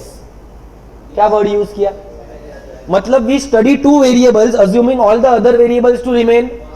Which 2 variables did you study in law of demand? Price and demand. कितने वेरिएबल है? Assuming all the other factors to remain, मतलब it is study of only. ऐसे स्टडी को बोलते हैं पार्शियल इक्विलिब्रियम। हाँ, टुकड़े में पढ़ा ना, पार्शियल। क्या मैक्रो इकोनॉमिक्स में हम पार्शियल इक्विलिब्रियम पढ़ते हैं कि general? Micro economics price theory, macro economics income theory. अगर मैं देखो पूछूं study of a particular tree, micro है कि मैक्रो है? स्टडी ऑफ 1000 बैनियन ट्रीज, गलत। क्योंकि है तो वो particular commodity that is a tree. पूरे फॉरेस्ट का स्टडी करेगा ना तो वो मैक्रो है। इसीलिए मैं वापस पूछता हूं तेरे को, अगर इसके लिए वापस डिमांड चैप्टर याद होना चाहिए। तूने एक कॉन्सेप्ट पढ़ा था इंडिविजुअल डिमांड, मार्केट डिमांड, बराबर?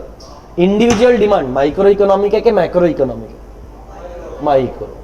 Market demand macro? Wrong, micro ही है। क्योंकि what is market demand? Demand by group of consumers for a particular commodity. Particular word आया तो एक मतलब माइक्रो। एग्रीगेट डिमांड तो टोटल कितने कॉन्सेप्ट है? 3। एक इंडिविजुअल, एक मार्केट और एक aggregate. Individual demand, market demand micro economic है। एग्रीगेट में वर्ड ही क्या है? एग्रीगेट का मतलब ही क्या होता है? Total demand by one consumer के all consumers, for one commodity के ऑल कमोडिटीज के लिए रहेगा तो वो macro. Price of mango micro economic concept है कि macro? Price of mangoes, price of mangoes in India. अरे इंडिया पर्टिकुलर कमोडिटी है। कुछ भी अगर पर्टिकुलर है तो माइक्रो है। अच्छा, अगर मैं तेको बोलूं इन्फ्लेशन, सुना है इन्फ्लेशन? इन्फ्लेशन का मतलब राइज इन द प्राइसेस। ओ छोड़ना, मेरे को डेफिनेशन नहीं चाहिए। हाँ, क्या करूं पर वो डेफिनेशन का, मेरे को इसका डिफरेंशिएशन चाहिए बिटवीन माइक्रो एंड मैक्रो। तो अगर मैं तेको बोलूं इन्फ्लेशन, क्या पर्टिकुलर प्राइस का लेकर है कि ओवरऑल इकोनॉमी को लेकर? ओवरऑल है, मतलब माइक्रो है कि मैक्रो है? तो tell me, study of a tree, mobile रख दो, study of a tree micro.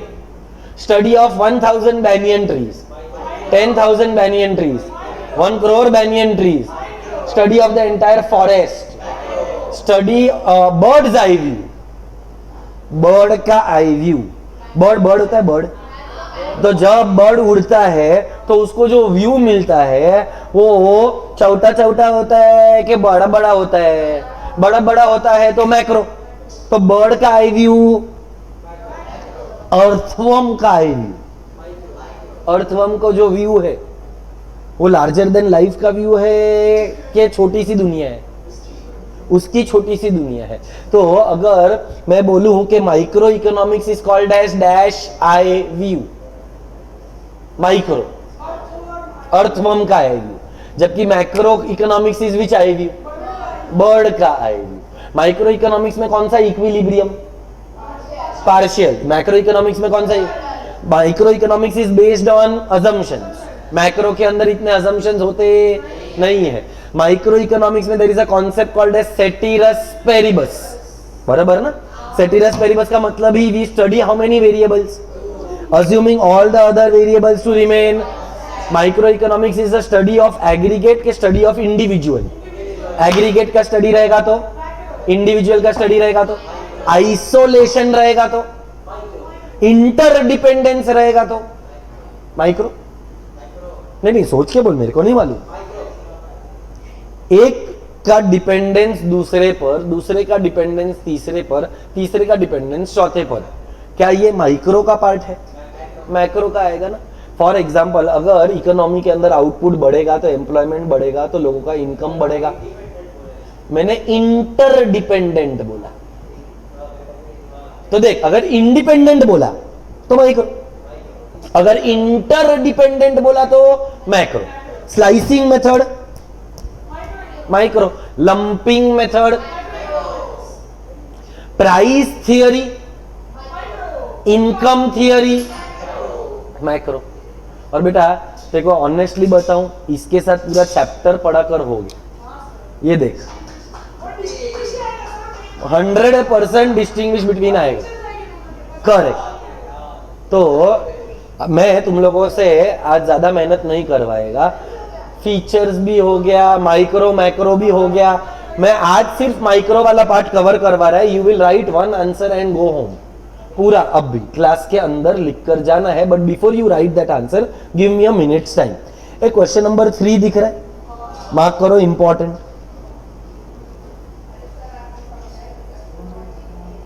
एकदम चिंदी, और ये अपन ने 11 में पढ़ा है,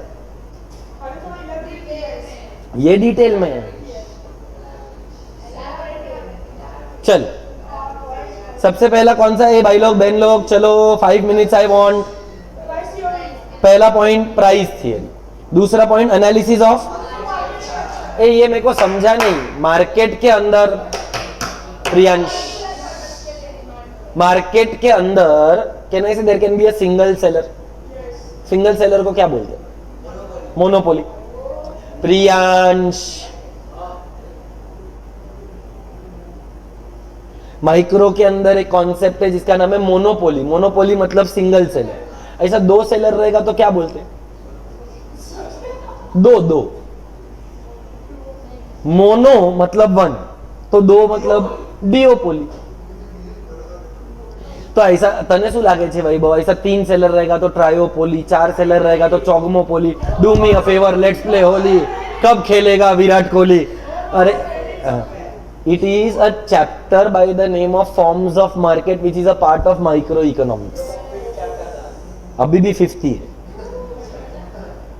तो बेटा monopoly, duopoly, oligopoly, monopolistic competition and perfect competition, ऐसे अलग अलग टाइप्स के क्या होते हैं? कॉम्पिटिशन्स होते हैं। तो माइक्रो इकोनॉमिक्स इनको इन डेप्थ स्टडी करता है। इंडिविजुअली हर मार्केट का स्टडी किधर होता है? Micro economics, chapter number 5, forms of market. I repeat, this is your chapter number, this market structure is your chapter number 5. चल, नेक्स्ट वाला पॉइंट कौन सा? मेथड। उसके बाद स्टडी ऑफ विच यूनिट्स, यहां पर इंडिविजुअल, तो वहां पर गलत, एग्रीगेट। यहां पर कौन सा मेथड, तो वहां पर कौन सा मेथड? यहां पर कौन सा थियोरी, वहां पर। नेक्स्ट वाला कौन सा? इक्विलिब्रियम, वहां पर। यहां पर बेस्ड ऑन, प्रियांश देखो घर जाना, मैं पढ़ा रहा है, छोड़ ना, वो दांत देखना थोड़ी जरूरी है। अटक भी गया है, मैं पढ़ा रहा है, and I don't think so right now is the time to remove whatever is there in your दांत। And if you want to then please get out, remove it and come. Distract कर रहा है तू मेरे को। अरे पर मैं डिस्ट्रैक्ट हो रहा है ना, तू बॉलर है, मैं बैट्समैन है। पीछे अगर कोई लाल कलर का टी शर्ट में बैठा रहेगा तो बैट्समैन डिस्ट्रैक्ट होता है ना, डैश। चल नेक्स्ट वाला पॉइंट क्या आया, यूज ऑफ विच प्रिंसिपल। मार्जिनलिज्म का मतलब मार्जिनल, तेरे को याद रहेगा तो आज ही मैंने तेरे को मार्जिनल यूटिलिटी पढ़ाया, मार्जिनल रेवेन्यू पढ़ाया, मार्जिनल कॉस्ट पढ़ाया। मतलब माइक्रो इकोनॉमिक्स टोटल के ऊपर फोकस करता है कि एडिशनल पे फोकस करता है। So that is called as which principle. And finally can I say micro का स्कोप इज लिमिटेड, मैक्रो का स्कोप अनलिमिटेड नहीं बोलने का, वाइड बोलने का। Are we clear Vaibhav? पक्का श्योर है? मेरे को चाहिए कि सब लोग ये वाला जो आंसर है वो लिखो। मेरे को 5 मिनट और लगेगा after you are done with the answer. I will take 5 more minutes after your answer is written. नहीं बेटा, आंसर। अच्छा उसके एक सेकेंड सुनो मेरा बात, ऊपर 2 डेफिनेशन भी है, पहले आप ये दोनों डेफिनेशन लिखो और फिर वो आंसर लिखो। I repeat, I want you all to write these 2 definitions. Definition is on page number 2.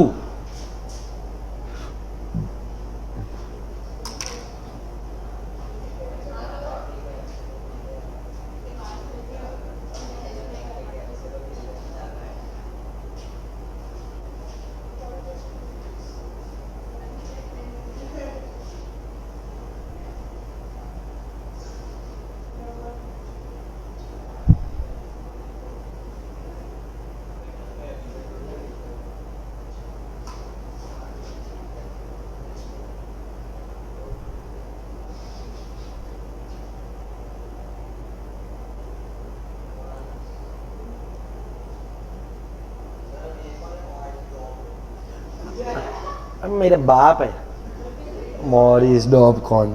अरे इकोनॉमिस्ट है।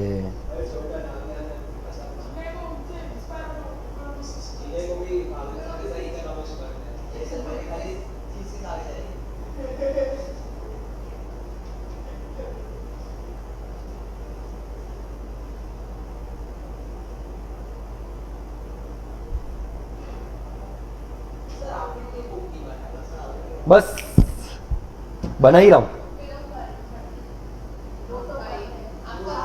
उसके लिए कुछ रिसर्च करना पड़ेगा, कुछ नया थियोरी डेवलप करना पड़ेगा। टाइम है पर मुझे उधर इन्वेस्ट नहीं करना है। I will better enjoy my life. हाँ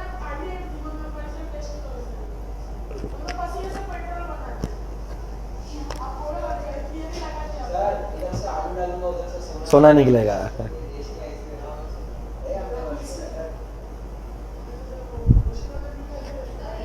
और वैभव अगर तेरा ये हो गया है ना तो एक बार पहले मैक्रो इकोनॉमिक्स का जो स्कोप है ना वो ओपन कर।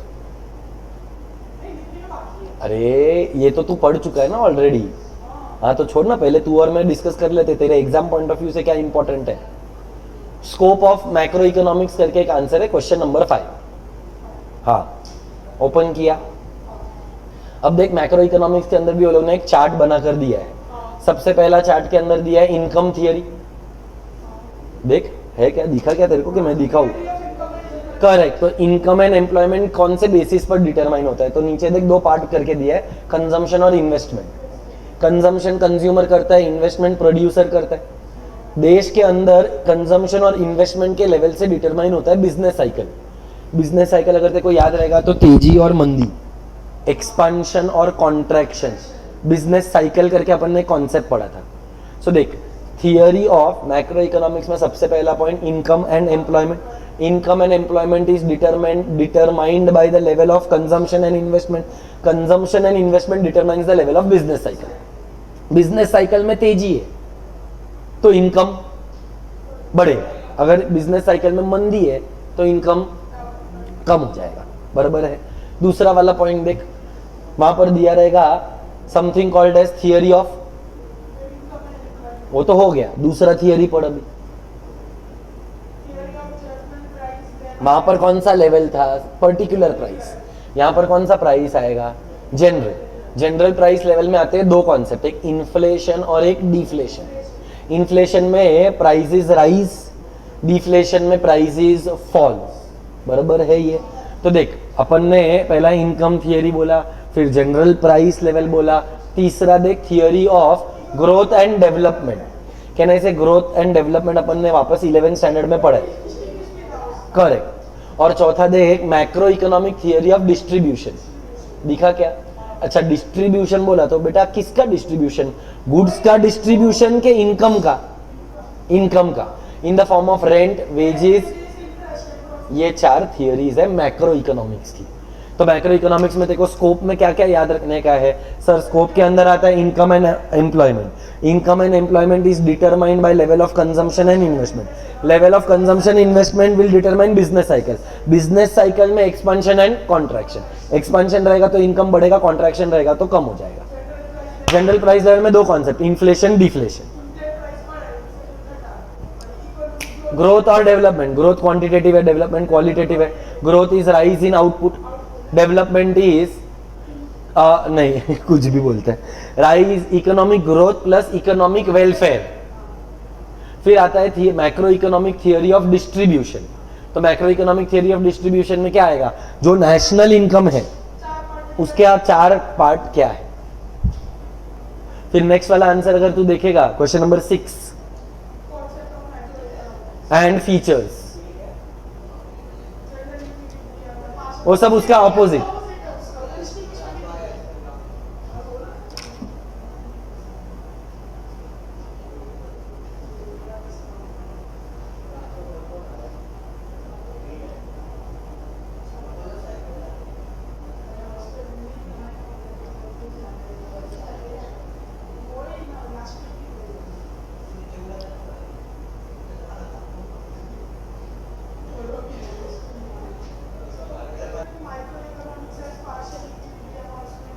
पर पार्शियल इक्विलिब्रियम को एक्सप्लेन करना पड़ेगा ना तेरे को।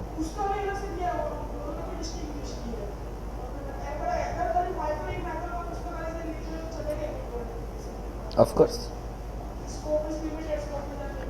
वाइड डिस्टिंग्विश में लिख सकते हैं।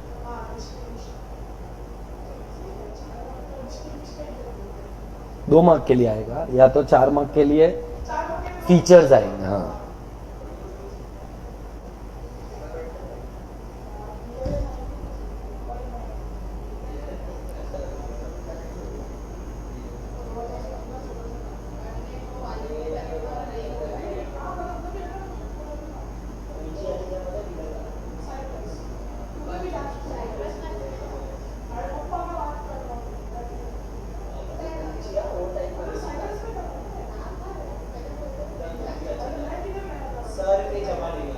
अबे साले मैं इतना भी बूढ़ा नहीं है।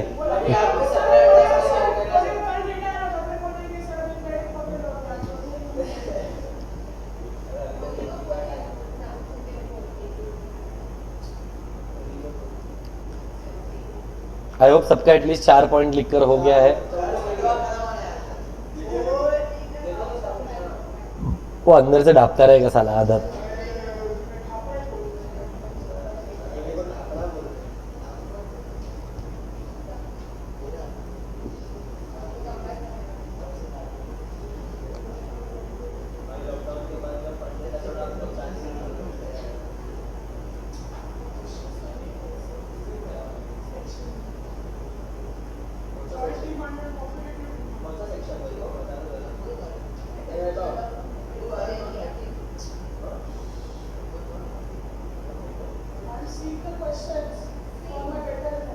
Oh my god.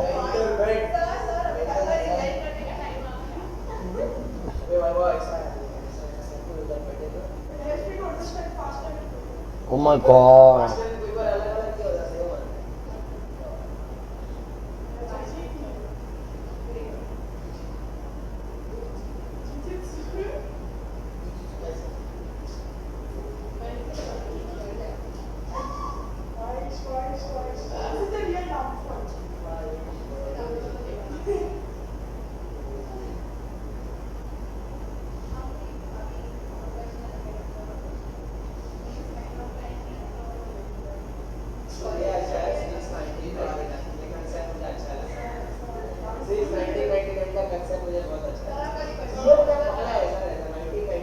सच्ची में था, झूठ नहीं है। अरे पर क्लास था ना, इसीलिए लिखा है प्रोफेशनल एकेडमी सिंह 2015 15। और फिर वापस, हाँ तो काफी अच्छा नाम था प्रोफेशनल एकेडमी का। नेचर मतलब माइक्रो इकोनॉमिक्स किस चीजों को लेकर स्टडी करता है। करेक्ट।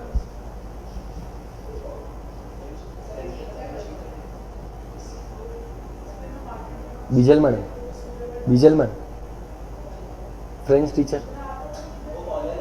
अच्छा,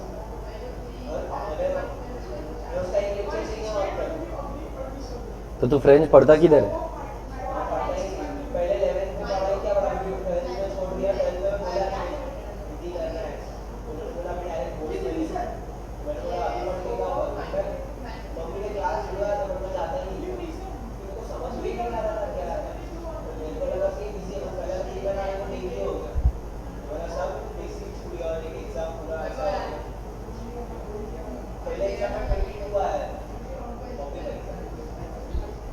वो इम्पोर्टेंट है।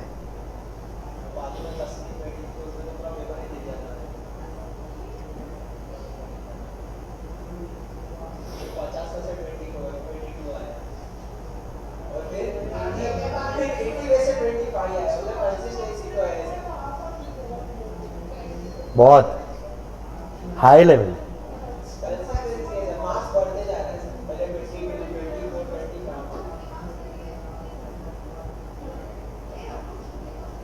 I'll wait for 5 more minutes.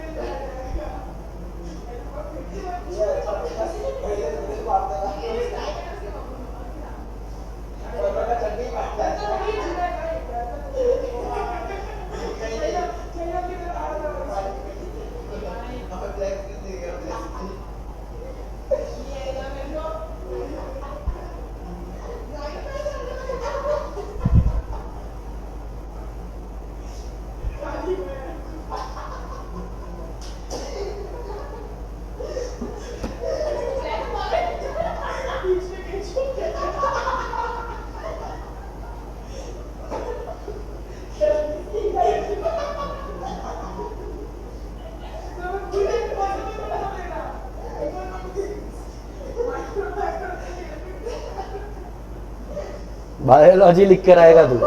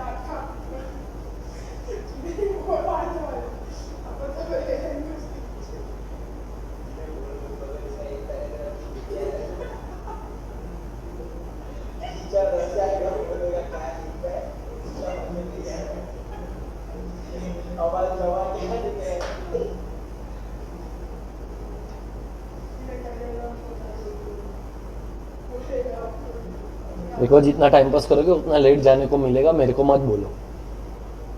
Finish it quickly so that we can leave quickly. इसीलिए बोल रहा हूँ, मत सुन और लिख।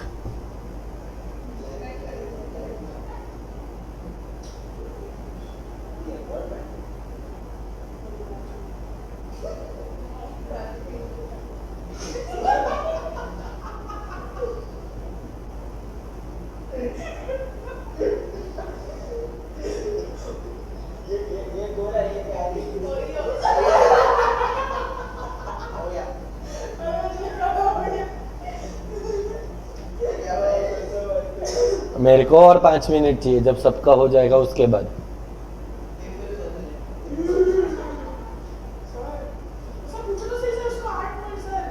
छोड़ ना,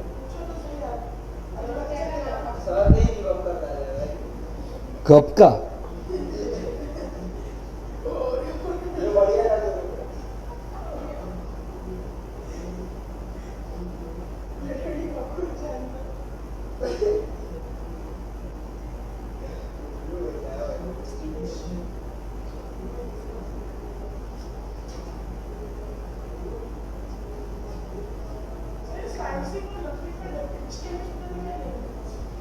microeconomics is slicing method, macroeconomics is lumping method. और बेटा स्लाइसिंग और लंपिंग के अंदर भी वो लोग ने एक डिस्टिंग्विश बिटवीन दिया है। When aggregate is divided into small units, it is called as slicing method.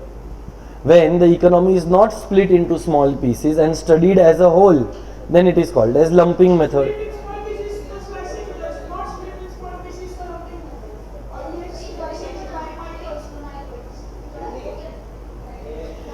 It gives worm's eye view, it gives bird's eye view. It is the study of individual unit, this is the study of aggregate.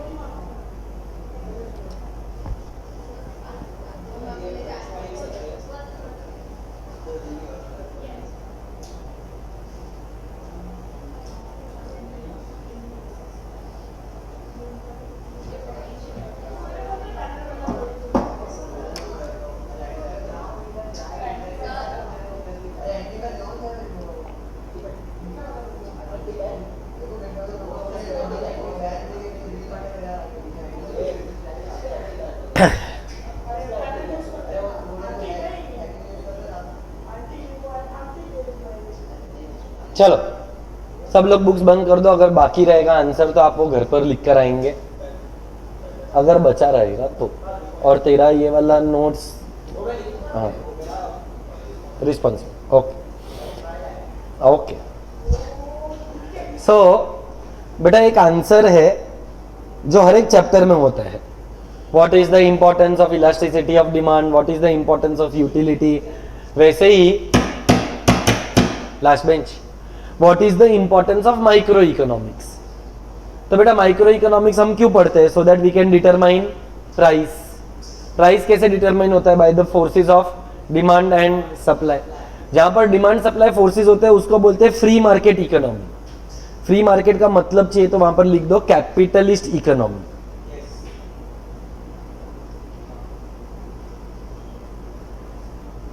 एक capitalist economy में कौन, हाँ बता।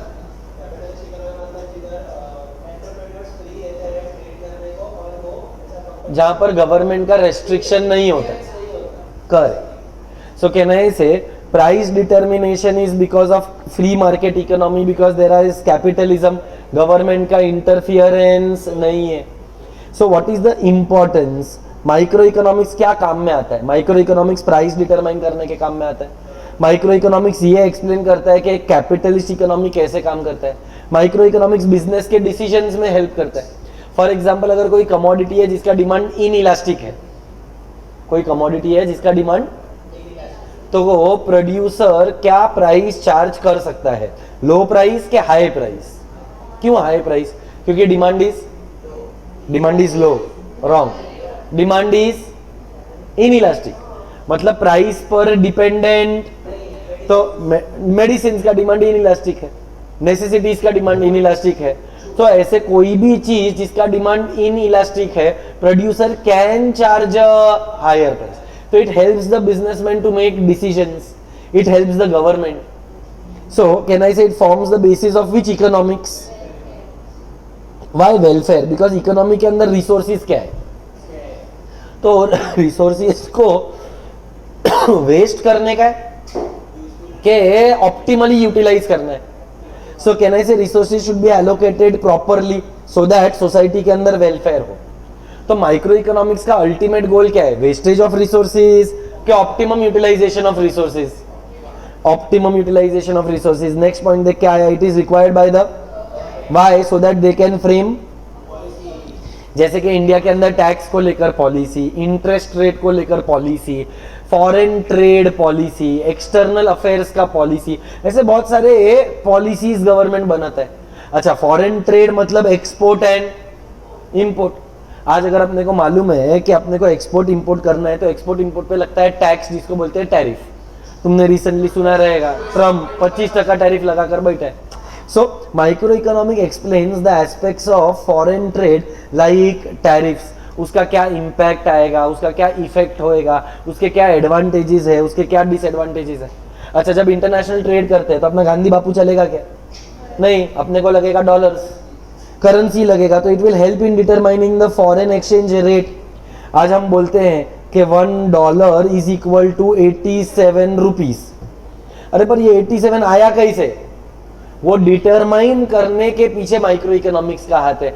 Demand और supply forces के through हम equilibrium determine करते हैं. So it helps the government to make policies.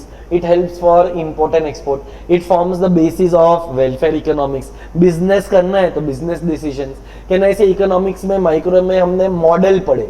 Law of demand is a model, law of supply is a model, law of DMU is a model. तो micro economics क्या करता है? Model के through, कौन सा वाला मॉडल जो तू सोच रहा है वो वाला मॉडल नहीं, इकोनॉमिक्स वाला मॉडल. जो भी सोच रहा है जान दे. तो कहना है इसे इकोनॉमिक्स के अंदर कौन से मॉडल होते हैं? Law of demand, law of supply, law of DMU. ये मॉडल्स के थ्रू हम समझ रहे हैं कि कॉन्सेप्ट्स एप्लीकेशन कैसे होता है. सो microeconomics helps in understanding various complex situations by way of simple economic models. जहाँ पर there are various economic models and various terms, concepts, terminologies and tools of economic analysis are used so that we can understand economics better. So वैसे ये answer में importance है पर exam में इतना importance नहीं. पर एक बार गो थ्रू करके जाने का. अपना नसीब इतना पांडु है ना बेटा, जो पूरी दुनिया को नहीं आता है ना वो अपने को आता है. So don't leave any answer in option. अच्छे से प्रिपेयर करके जाओ. अच्छा, अब मेरे को एक बात बता, सुन. कहना इसे जैसे हम लोगों ने पढ़ा व्हाट इज माइक्रो इकोनॉमिक्स, वैसा नेक्स्ट आंसर क्या रहेगा? What is scope of macro economics. वहां पर स्कोप ऑफ माइक्रो, यहां पर स्कोप ऑफ, वहां पर फीचर्स ऑफ माइक्रो, यहां पर फीचर्स ऑफ, वहां पर फीचर्स ऑफ सॉरी वहां पर इंपॉर्टेंस ऑफ माइक्रो, यहां पर importance of macro. So in the next class, actually तो ये मेरा पढ़ाकर हो चुका है पर मैं फिर भी इसके जो पॉइंट्स है, आंसर्स है, ये सब अपन नेक्स्ट क्लास के अंदर करेंगे. Are we all clear? Sure है? मेरा नेक्स्ट क्लास में एक होमवर्क है. होमवर्क ये रहेगा कि आप मेरे को पूरा माइक्रो इकोनॉमिक्स रीड करके आओगे, क्वेश्चन 1 से 4. Yeah, are we clear with that? Chalo. So that's it for today. Thank you so much. Please like, share, subscribe, comment, hit the bell icon. Bye bye.